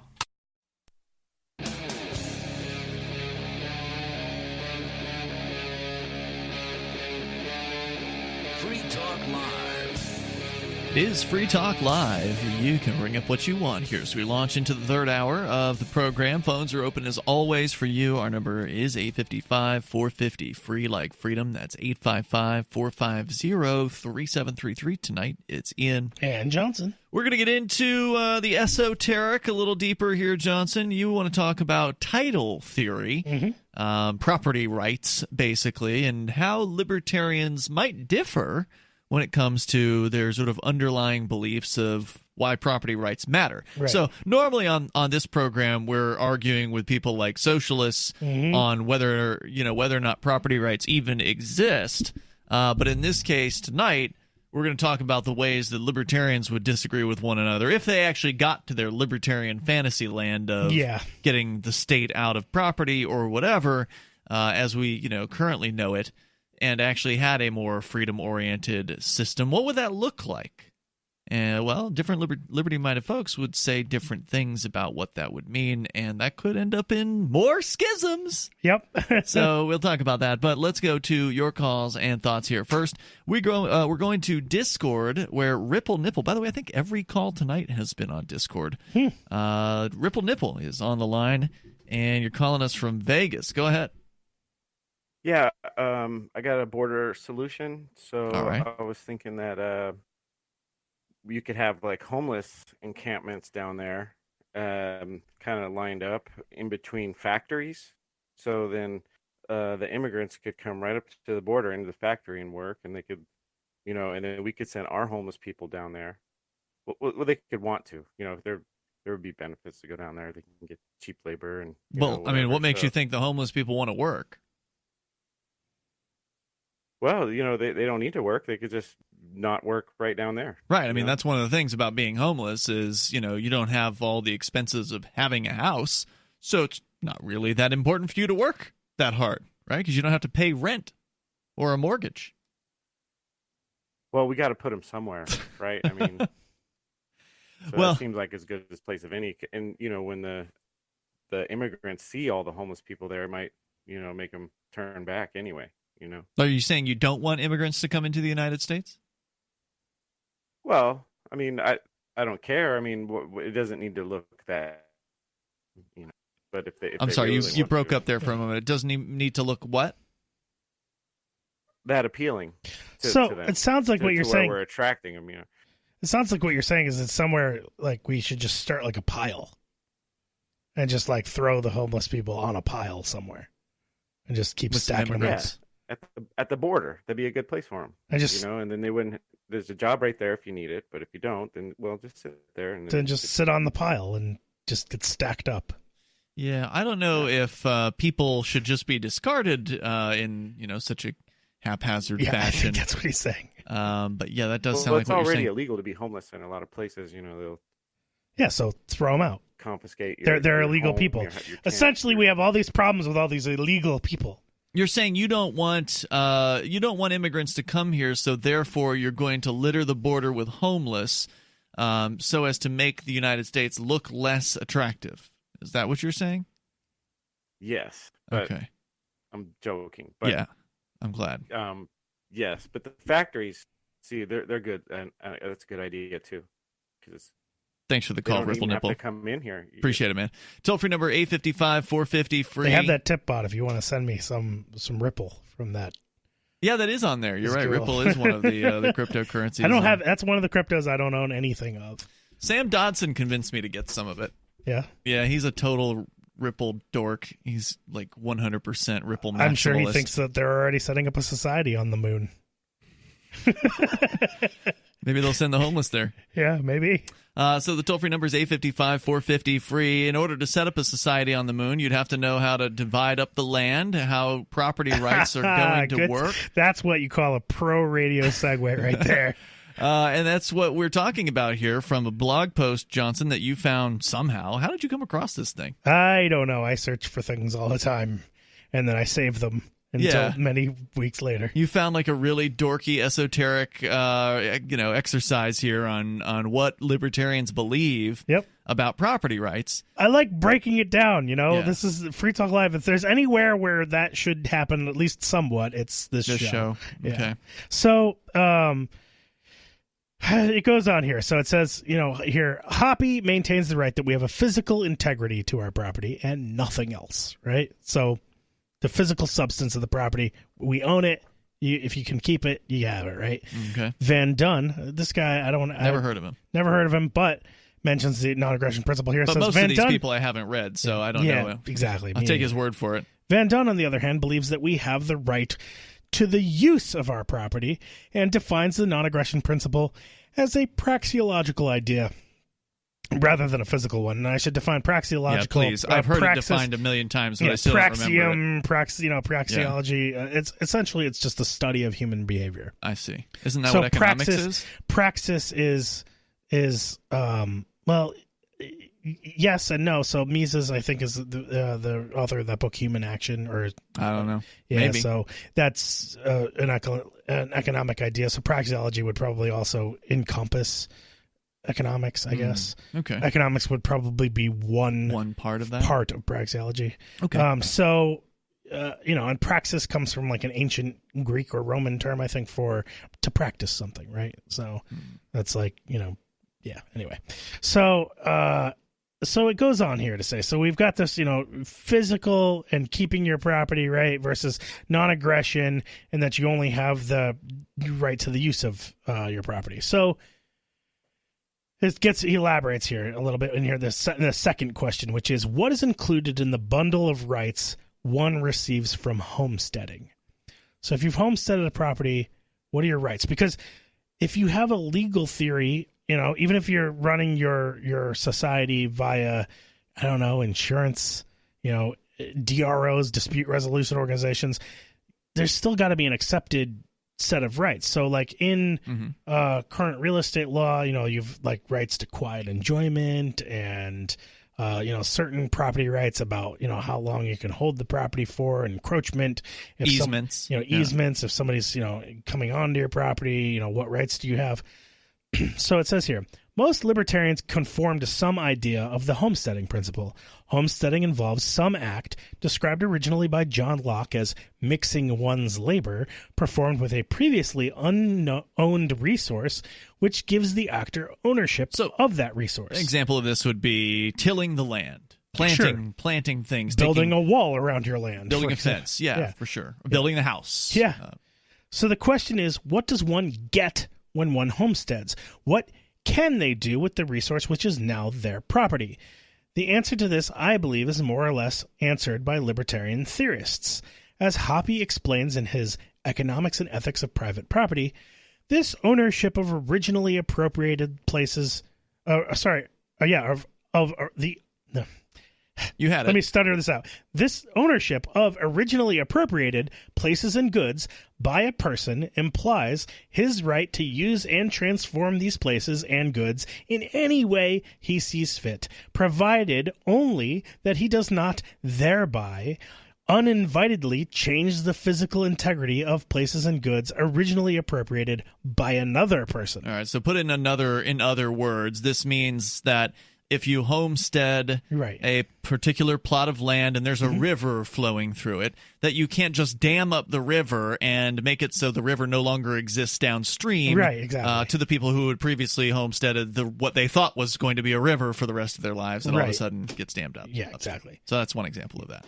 So this seems good enough for almost all interpretations of libertarian title theory, but there are particular instances in which current philosophers have dispute about this claim. Consider, for example, the above-mentioned differences between Hoppe's physical theory and Van Dunn's praxeological theory. When applied to the case of land encirclement, when one property owner has his land surrounded entirely by another person's land, we are offered two different explanations of the rights provided to each property owner. And then we'll get into that. Continue. We'll get into that. 855-450-FREE, 855-450-3733. Is there, I imagine one of the, having not read this story and not being familiar with these different thinkers' viewpoints, is one of them actually going to say that the person in the middle of the property is screwed and they got to get a helicopter to fly in, or what are they going to say? Is that what you believe? No, it's not what I believe, but there's more coming up here in moments. I don't really know. It's free.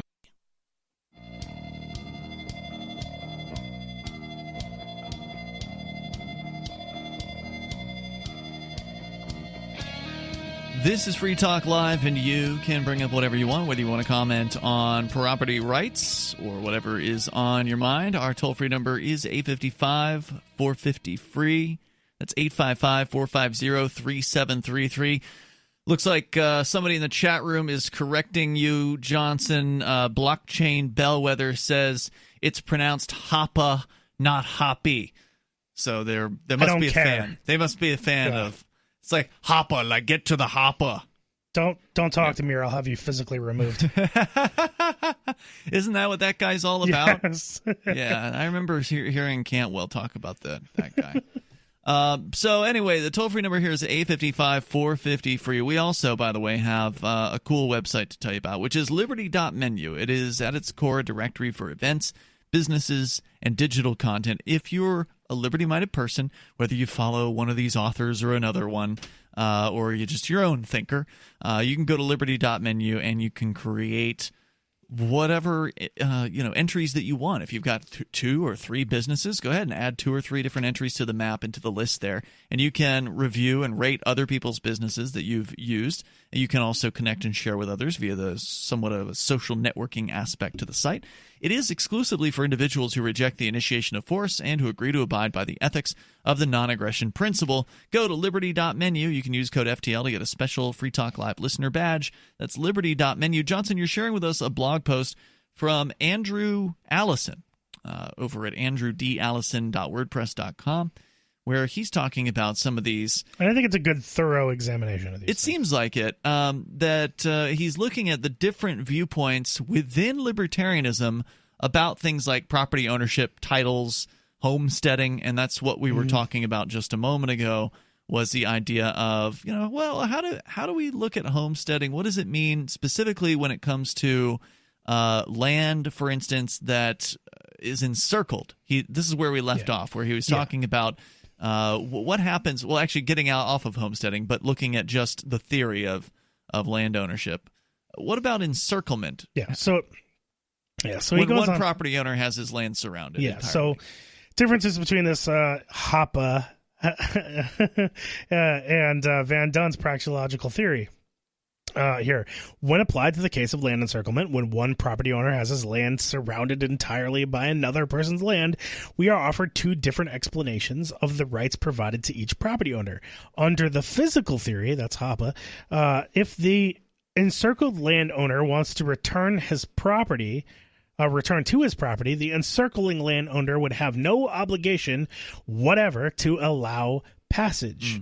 However, under the praxeological theory, which gives you the right to the use of your property, the encircling landowner must create a way for the encircled landowner to access his property. Now, of course, a lot of this is... by the way, that's kind of how current property rights work under with our governmental system, with easements and rights of way. Right. So, a lot of this stuff seems pretty, silly as far as the argument is concerned. How would you end up actually owning a piece of land that was completely encircled by other land? I mean, you wouldn't... somebody could buy all the land around your... Right, but hold on. How would they do that? Presuming you had a piece of property and that there was a road, I would presume, leading to it, some sort of a path. Well, remember, to get in a you libertarian onto the society, all land is owned, so roads aren't really rights of way anymore. Right, they're but just... when you bought the property that's now encircled, it wasn't encircled originally when you bought it, so presumably you would have bought some sort of right to access that property. If you're talking about rights to access the property, then you're talking about rights to access another piece of property. A road isn't a right of way anymore, so a person might buy the road, and then your property's encircled. But usually when you might have a driveway, and you might own your driveway, but now the road is owned by somebody else who also owns all the land around your property. But usually when you buy a road, or whatever you buy, buy a house, it comes with a lease. Like if there's renters in the house, you inherit the lease from the previous owner. All right, so if you let me give you a real world example about a little man from Colorado named Marvin Heemeyer. Okay. Yeah. Do you know who I'm talking about? Yeah, this is the Killdozer guy. Yes, because this company bought all of the land and encircled his business. And then he decided to destroy them because... I thought he went after the government. Yes, because it was the government's responsible. It was also this some sort of factory or something like that manufactured something. And so he, tore down their factory and then went after... And then he also went after all the bureaucrats who were, responsible... went after their homes and businesses in with an armored town. Bulldozer with a tank that he had made because he was a welder, and he lowered a gigantic welded sarcophagus down onto where he died. Yeah. It was like there was no way out. It was one way. Right. There was no way. So he lowered using a crane this massively heavy armor. Yeah, he sealed himself in. Yeah, he sealed himself in this machine that had gun turrets, not turrets, but ports for firing weapons, but also specifically tried not to kill anyone. So he was very much intent on doing lots and lots of damage, but not actually killing anybody. Interesting. So, but he did this because his land was encircled. So it is possible for land to be encircled, even in our current, rights of way society. Yeah. Because if the government doesn't play along, they're screwed. Yeah, you're screwed. No doubt. And if you were to live in this, again, a system where the society was acting like government. So which one do you think it rights. should be, Johnson? Do you think it should be this, what he describes as the physical theory, where if you get encircled, you're screwed? Well, in this case, it certainly seems like right to use of your property seems you can superior. Use it, you just have to get to it. Well, you just have to airdrop in, right? And then you can should never leave. So you're going to have to take a helicopter in and out of your property if you believe in the Hoppian way. So what you would do if you believed in the Hoppian way was, to the person who encircled your property, you would offer them a free helicopter ride. Is what you're saying? Like, hey, come visit my land. I'll give you a helicopter ride there. Mm-hmm. Now I own your property. Last time. One last time. So. And that would be clearly a violation of the NAP if you believed in the non-aggression principle under the Van Dunn way of thinking. I don't know. It's crazy. So it goes on. I mean, and I would need to.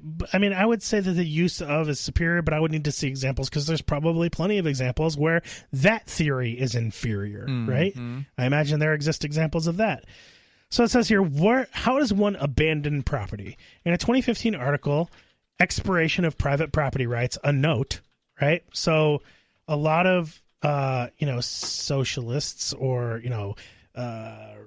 commie anarchists or whatever, ANCOMs and anarcho-syndicalists, believe that if property is abandoned, it should easily be able to be homesteaded, but what if somebody still has the rights over it? Obviously, in our current title situation under our government, people can own land and not use it pretty much indefinitely, right. That's what the government does. Yeah, as long as they have a title to it, it's theirs indefinitely. And it can be passed down from generation to generation, et cetera, et cetera. So Walter Block states, no reasonable person would force people to keep their erstwhile property against their will, and no libertarian would object to the ownership of them by the next man who comes along and homesteads them. However, I'm not sure that the problem is so simple. What of the following scenario? Jones owns a wheat farm next to an orchard owned by Brown. Due to negligent tree-growing practices, a tree from Brown's farm falls onto the wheat on Jones' farm, costing Jones $1,000 in damages. We'll talk more about it coming up here in moments. Our toll-free number is 855-450-FREE like freedom. It's 855-450-3733. You can take control of the airwaves and bring up whatever is on your mind here, whether it's property rights or something else. It's Free Talk Live. Divvy is crypto made easy. Anyone can use Divvy to securely and seamlessly spend, earn, store, or exchange digital money, the US dollar, and euros. Divvy is fast. Transactions happen in seconds with fewer fees. While other altcoins are languishing, the Divvy price has risen substantially against BTC. Now's the time to make a switch to Divvy or make your start with cryptocurrency with Divvy. Visit DivvyProject.org. Divvy is crypto made easy. Plus one-click master notes. DivvyProject.org. Again, DivvyProject.org.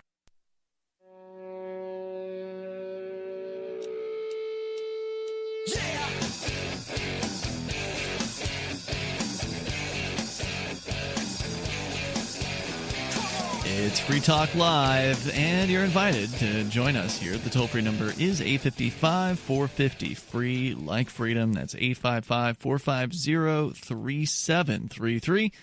HelpMeTakeBitcoin.com. You can go there and start accepting Bitcoin in your local business. Maybe you have a physical location where people come to you, or maybe you go to your customers. You want an easy way to accept cryptocurrency like Bitcoin or Dash or Bitcoin Cash. Head on over to HelpMeTakeBitcoin.com. They got apps for iOS and for Android, or if you just got a web browser, you can use that too. And they make it super easy. Plus, it's free to accept cryptocurrency through AnyPay. You don't have to pay them a fee to do it, which is amazing. There's no ID verification. There's no hoop jumping. There's no paperwork. It really couldn't be much easier than what they've done over at HelpMeTakeBitcoin.com. Now, you're taking cryptocurrency, Johnson, over on LibertyMinded.com. That is where people can get some pretty cool T-shirts with a pro-liberty theme, but also Free Talk Live official gear. And LRN. That's right. You're the only person, I think, to ever sell an LRN T-shirt, so that's available there, too. Yeah, I think it looks pretty snazzy, too. I think, I haven't sold very many. I haven't advertised that one a lot, but it is, I think one of the cooler looking shirts if you want to support a bunch of Liberty Media, all at the same time. So what's going on over on the site these days? Is there something fresh? There's not. I haven't had a lot of time to do a lot of new stuff on there, but But you have a lot of choices. I mean, I did fix some problems. A problem with the site that I don't know. That's always good. How long that's been broken for? Yeah, you never know. I mean, when somebody reports something, how long it's been broken. Like, nobody even reported it. I just found it on my own, which is even worse. Right. So yeah, apparently the www part of my URL, if you went to it, was completely broken. I wonder how many people type in the W's these days. Is it, age demographics? Are older people more likely to type W's? Do younger people not type W's? Are they, how many people out there are still using the W's when they go to a website? I know for a long time the U.S. Postal Service did not work. I forget one way or the other. I think it was without the W's. The site just wouldn't work. They finally fixed that too. Right. Great T-shirts, great sense of humor. There's some really funny stuff over there, and some pretty poignant T-shirts. That's what I'm as well. really working on. And if people have ideas for poignant, liberty-minded stuff, feel free to send me stuff to johnson@libertyminded.com or johnson@freetalklive.com, either way. Cool. Head on over to libertyminded.com, get your official Free Talk Live gear and more. Really cool libertarian t-shirts. Do you do like long sleeve shirt printing, or is it only short sleeve? I have only set up for short sleeve stuff so far. I mean, I absolutely could start with that. I mean, I do have because you do the one-offs, right?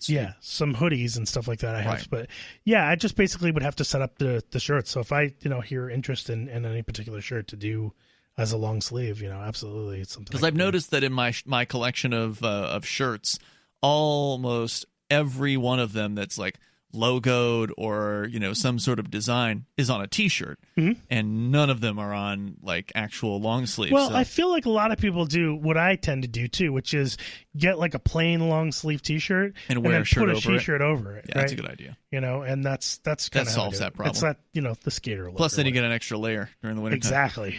If you need a long sleeve shirt, chances are you're already at the point where you need more than one layer. Good anyway. point. Yeah, I think you're right about that. All right, so we're talking about this article that you had brought in tonight, Johnson, and I think Mortified Penguin is on the line. He's always interested in property rights discussions, so let's bring him in here because we've been talking about some of the libertarian disagreements when it comes to property rights. Mortified Penguin, is that what you wanted to talk about tonight? I'm just guessing. Go ahead. Yeah, it is. I had to call in given the topic. Yes. So I wanted to say, first of all, so the idea of property, so property as we know it, exists, and titles are function of government. So property exists as a state privilege now and a state function now. But in the absence of a state, property, it's almost like, and this is a huge generalization, I'm being simplistic here, but property, you can't disagree on property because property is just an agreement between people.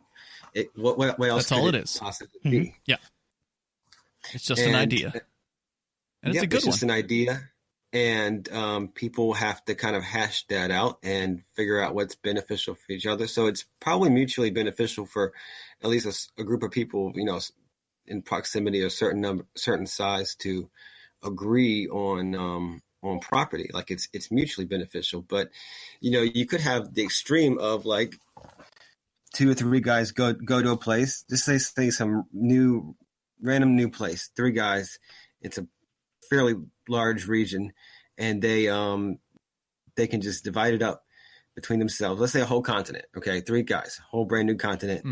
And they divided up themselves, all these plots, and divvy it out to each other. Now, what basis is their property based on versus some people who are or have been on a different continent on some land for generations? What's basis their property on? It's can only be set up on agreement. So like that guy that's has the property, and can his property be encircled? Well, I mean, is he going to recognize some guy has taken that property? Has that guy mixed labor with the land? Is he physically occupying the land?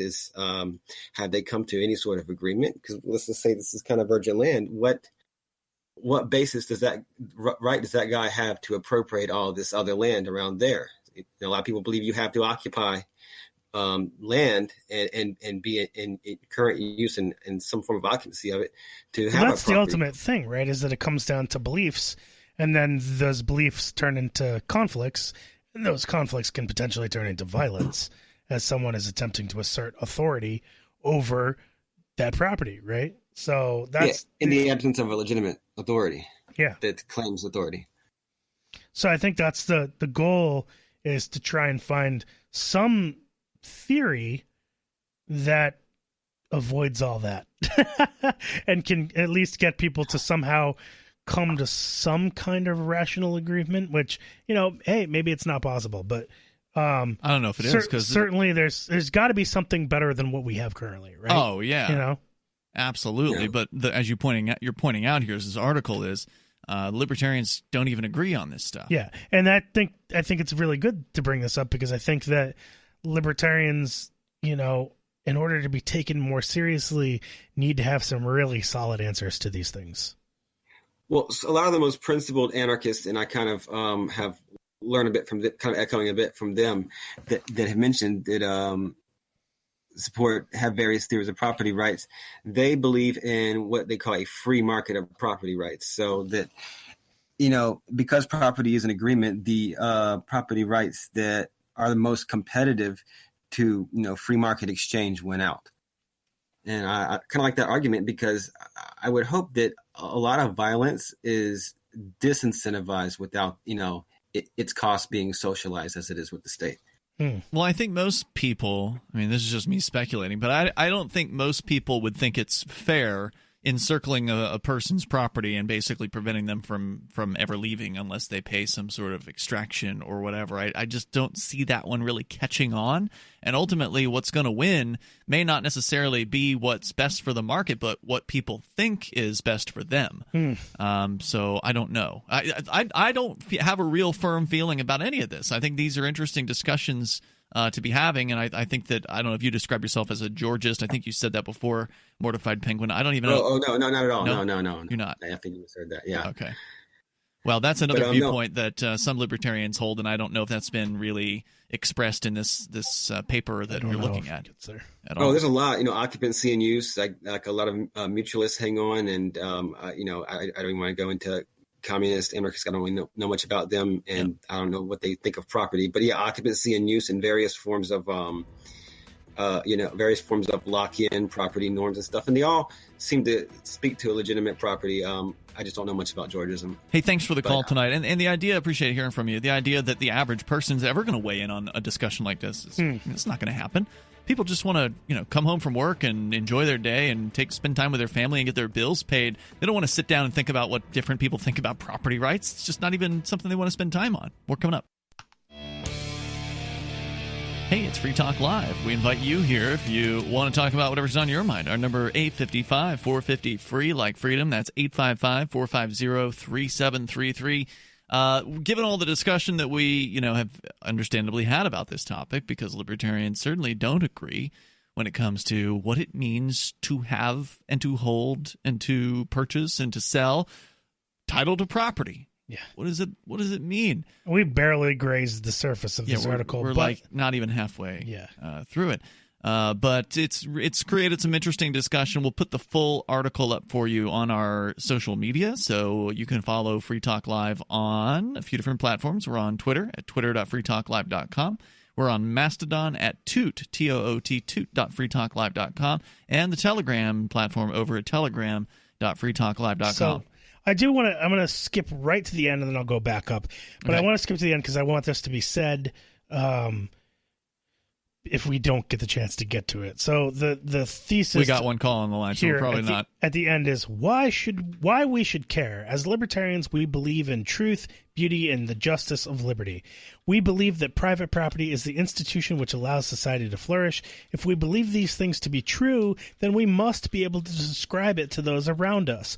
When we are asked about what liberty looks like in the real world, we can always defer to title theory, but only insofar as it is developed. I hope that one day I can contribute to the illumination of what is truly a beautiful theory.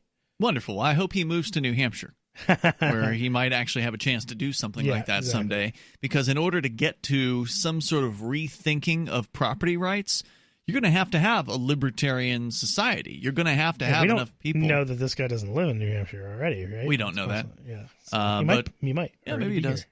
But, in order to actually have that happen, he's going to need to have enough libertarian-minded people, whether they be of his exact beliefs on property rights or not, in a close proximity in a geographic area to be able to influence things to change the system to where you don't have some centralized authority, governmental structure in charge of things like property rights. I mean, we're talking about a fundamental change in what people think or do when it comes to property. And the only way that can happen is if you have enough of a concentration of liberty-minded folks. So you got to start there. Anything else is just intellectual, self-pleasuring, basically. Let's go to Olivia. She's in Arizona watching us on YouTube. Olivia, you're on Free Talk Live with Ian and Johnson. Hey, Ian and Johnson. Hey. I just wanted to compliment Johnson's business real quick. Liberty Minded has some really cool T-shirts. I like the The Circular Reasoning of Government. I think that one's brilliant. Thank you very much. And the beanie, too. I intend to get me a beanie for Christmas. Is this the Free Talk Live beanie? Or is there more than one beanie? Okay. That's a good one. There's more than one. There more than one, but they're all Free Talk Live. The beanies so far that I have are right all on. Free Talk Live beanies. Those are classics. I mean, those go back. Yeah. You've had that inventory for a long time. Some inventory I have had for a very long time, and I do. Well, the store was gone for many years. It's true. Yeah, the store was just kind of offline. I have everything sealed up, you know, because I've been moving around. Right, you've trucked it from like Florida to Connecticut to down in New Hampshire, and it's finally I've been able to have enough space to myself, to actually be able to fulfill orders without having to go down to some kind of a warehouse. How long has Liberty Minded been online now? More than a year, I feel like. Roundabouts, just right about around there. Yeah. Congratulations. Yeah, thank you. So, Olivia, have you ordered anything from the site yet? I haven't yet, but That's for Christmas what's I'm next. getting one of those beanies because that's Very really nice. cool. But Very nice. I wanted to make one point. Well, you made this point, but I just want to back you up on this. Like you mentioned that guy who went postal on the people who had encircled him and all these other different things. And it's interesting because when I talk about liberty with other people, they want to bring up all these issues. I'm like, well, this is already a problem. Mm-hmm. This is already a problem. This Right. is already we have all these problems and less liberty. Can you imagine having more freedom? And they're like, well, somehow it's going to be worse. I'm like, when the founding fathers went to set up America, not everyone, obviously, but a lot of people thought it wouldn't work. I mean, and it didn't. It's so frustrating.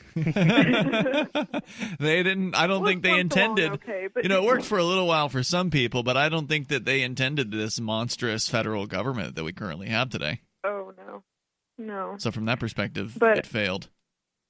Why is liberty such a hard sell to people? It's bizarre to me. Why Ronald Because you're not Reagan offering said- them free stuff. Yeah, I mean, some people want to see freedom for themselves, but they don't want those weirdos to have freedom. They don't want those people down the end of the street to have freedom, or those immigrants to have freedom, or whatever. That guy over there has a gun. Yeah, ooh, that's scary. That's scary. Right, so people are afraid of the freedom of others, and so somebody might want to use drugs, and then they'll be crazy. And they're then persuaded by those who wish to control them as well that, well, we just all need to be controlled for our own good. And there's just so much propaganda out there, so much of it. And we touched on it earlier with the ridiculous headlines about Lori Loughlin not taking a plea deal, and how the media is just raining down hate on her because she's actually daring to stand up against this system that's coming at her, which is, to me, a pretty courageous thing to do. That should be celebrated. Somebody who's not taking a plea deal. But this society celebrates obedience. It celebrates conformity. It, as much as they teach, remember, I don't know if they taught you this in school, but, think outside of the box and all these sort of these sort of just generic statements about how to be a different person or individual. It's pandering, and it's just not what actually they're really teaching. They're really teaching obedience. Oh, no. If you go to a city council meeting, number one, like you said, fear, they will absolutely try to put fear in your heart when they vote to get you to think they're doing it in your best interest. And when you try to point out you're doing this one thing, but you can still, there's loopholes everywhere. They get angry. They treat you ugly. Just go up there as a voter and see how you're treated when you dare to question them. It's amazing. Oh, I've done it plenty of times here in Keene, New Hampshire. The most recent was the nanny state increasing when they banned the use of nicotine-based products from people who are aged 18, 19, and 20. Yeah. And you came out, I think, to one of those meetings, didn't you, Johnson? Yeah. Yeah, and so there's video of your testimony on that, and, we got up there, and it wasn't just us, it was other, members of the community that had intelligent things to say that I considered to be persuasive and well-researched, and it was all just overridden by the fear-mongering, scary talk about how, it's still addictive, it's dangerous, and all the fear that they were pitching. And fear won, because fear's a motivator for people. People are easily frightened. They're animals, right? Flight or fight. I've been, feeling pretty defeated on some issues as of late. Really? And I definitely feel like, in terms of issues that I think are very important that people need to circle their wagons around. I guess conservatives, libertarians, etc., people that are not satisfied with the way things have been proceeding in terms of government and culture. I think that the main issue that folks need to focus on is school and getting kids out of government schools and government out of the school system. Like, there should just not be. I think it's the biggest problem, and I think if anything is going to turn the direction that things are going around, it's that. Specifically, that's the most important thing to I agree with you. Right that's now. where a lot of the damage is done. Yeah. Early, when they're young and impressionable, and the government has total control Again, over them. it comes down to the fact that you ask people general questions. I think part of the reason why so many people don't understand these issues is because they're completely ignorant of basic science and history questions. Just basic principles. You go out and you can see interviews on the street with people that are asked things about, monetary policy, about right. They don't know it. Firearms, about basic stuff, science, and like how things work. No ideas. No ideas. Just about the history of our country. Again, extremely common basic questions about the Bill of Rights, about who the president is, about, why was the Revolutionary War fought and with who. Well, if you're interested in a lot of that stuff, KrisAnne Hall, the former Florida attorney and prosecutor fired for teaching the Constitution, she gave a seminar tonight, and that happened at like 8 o'clock this evening. Maybe you didn't attend it. That's totally cool, because you should have stayed tuned to us anyway. But it's going to be available after the fact. Right. So you can go and watch it anytime. Now, I don't think it's up quite yet. I'm told it's going to go online tomorrow at some point. So if you're listening to this on the podcast, you'll be able to go to LFU. It stands for Liberty First University, lfu.freetalklive.com, and that's going to take you to this archive of this presentation, this seminar, if you will, that was free to attend, and it'll be free to watch after the fact. It's at lfu.freetalklive.com. And again, if you go tonight, it may not be there yet, so probably want to try it tomorrow. If it's not there right now when you check it, just give it 12 hours or 24 hours and check back at lfu.freetalklive.com. Check out Johnson at libertyminded.com. Go get a hoodie. It's fall. It's going to be cold. Good plan. You need a Free Talk Live hoodie. See you tomorrow. freetalklive.com. You will understand the true intent of the Founding Fathers when they wrote the Constitution if you attend this free webinar. KrisAnne Hall, president of Liberty First University, doesn't simply regurgitate what some professor or expert has said about the Constitution. She relays the thoughts and opinions of those who wrote the documents. Her straightforward, passionate, easy-to-understand style lets anyone grasp the principles of liberty. Join us at lfu.freetalklive.com for more details and your exclusive invitation to the free webinar on Tuesday at 8 p.m. Register now at lfu.freetalklive.com.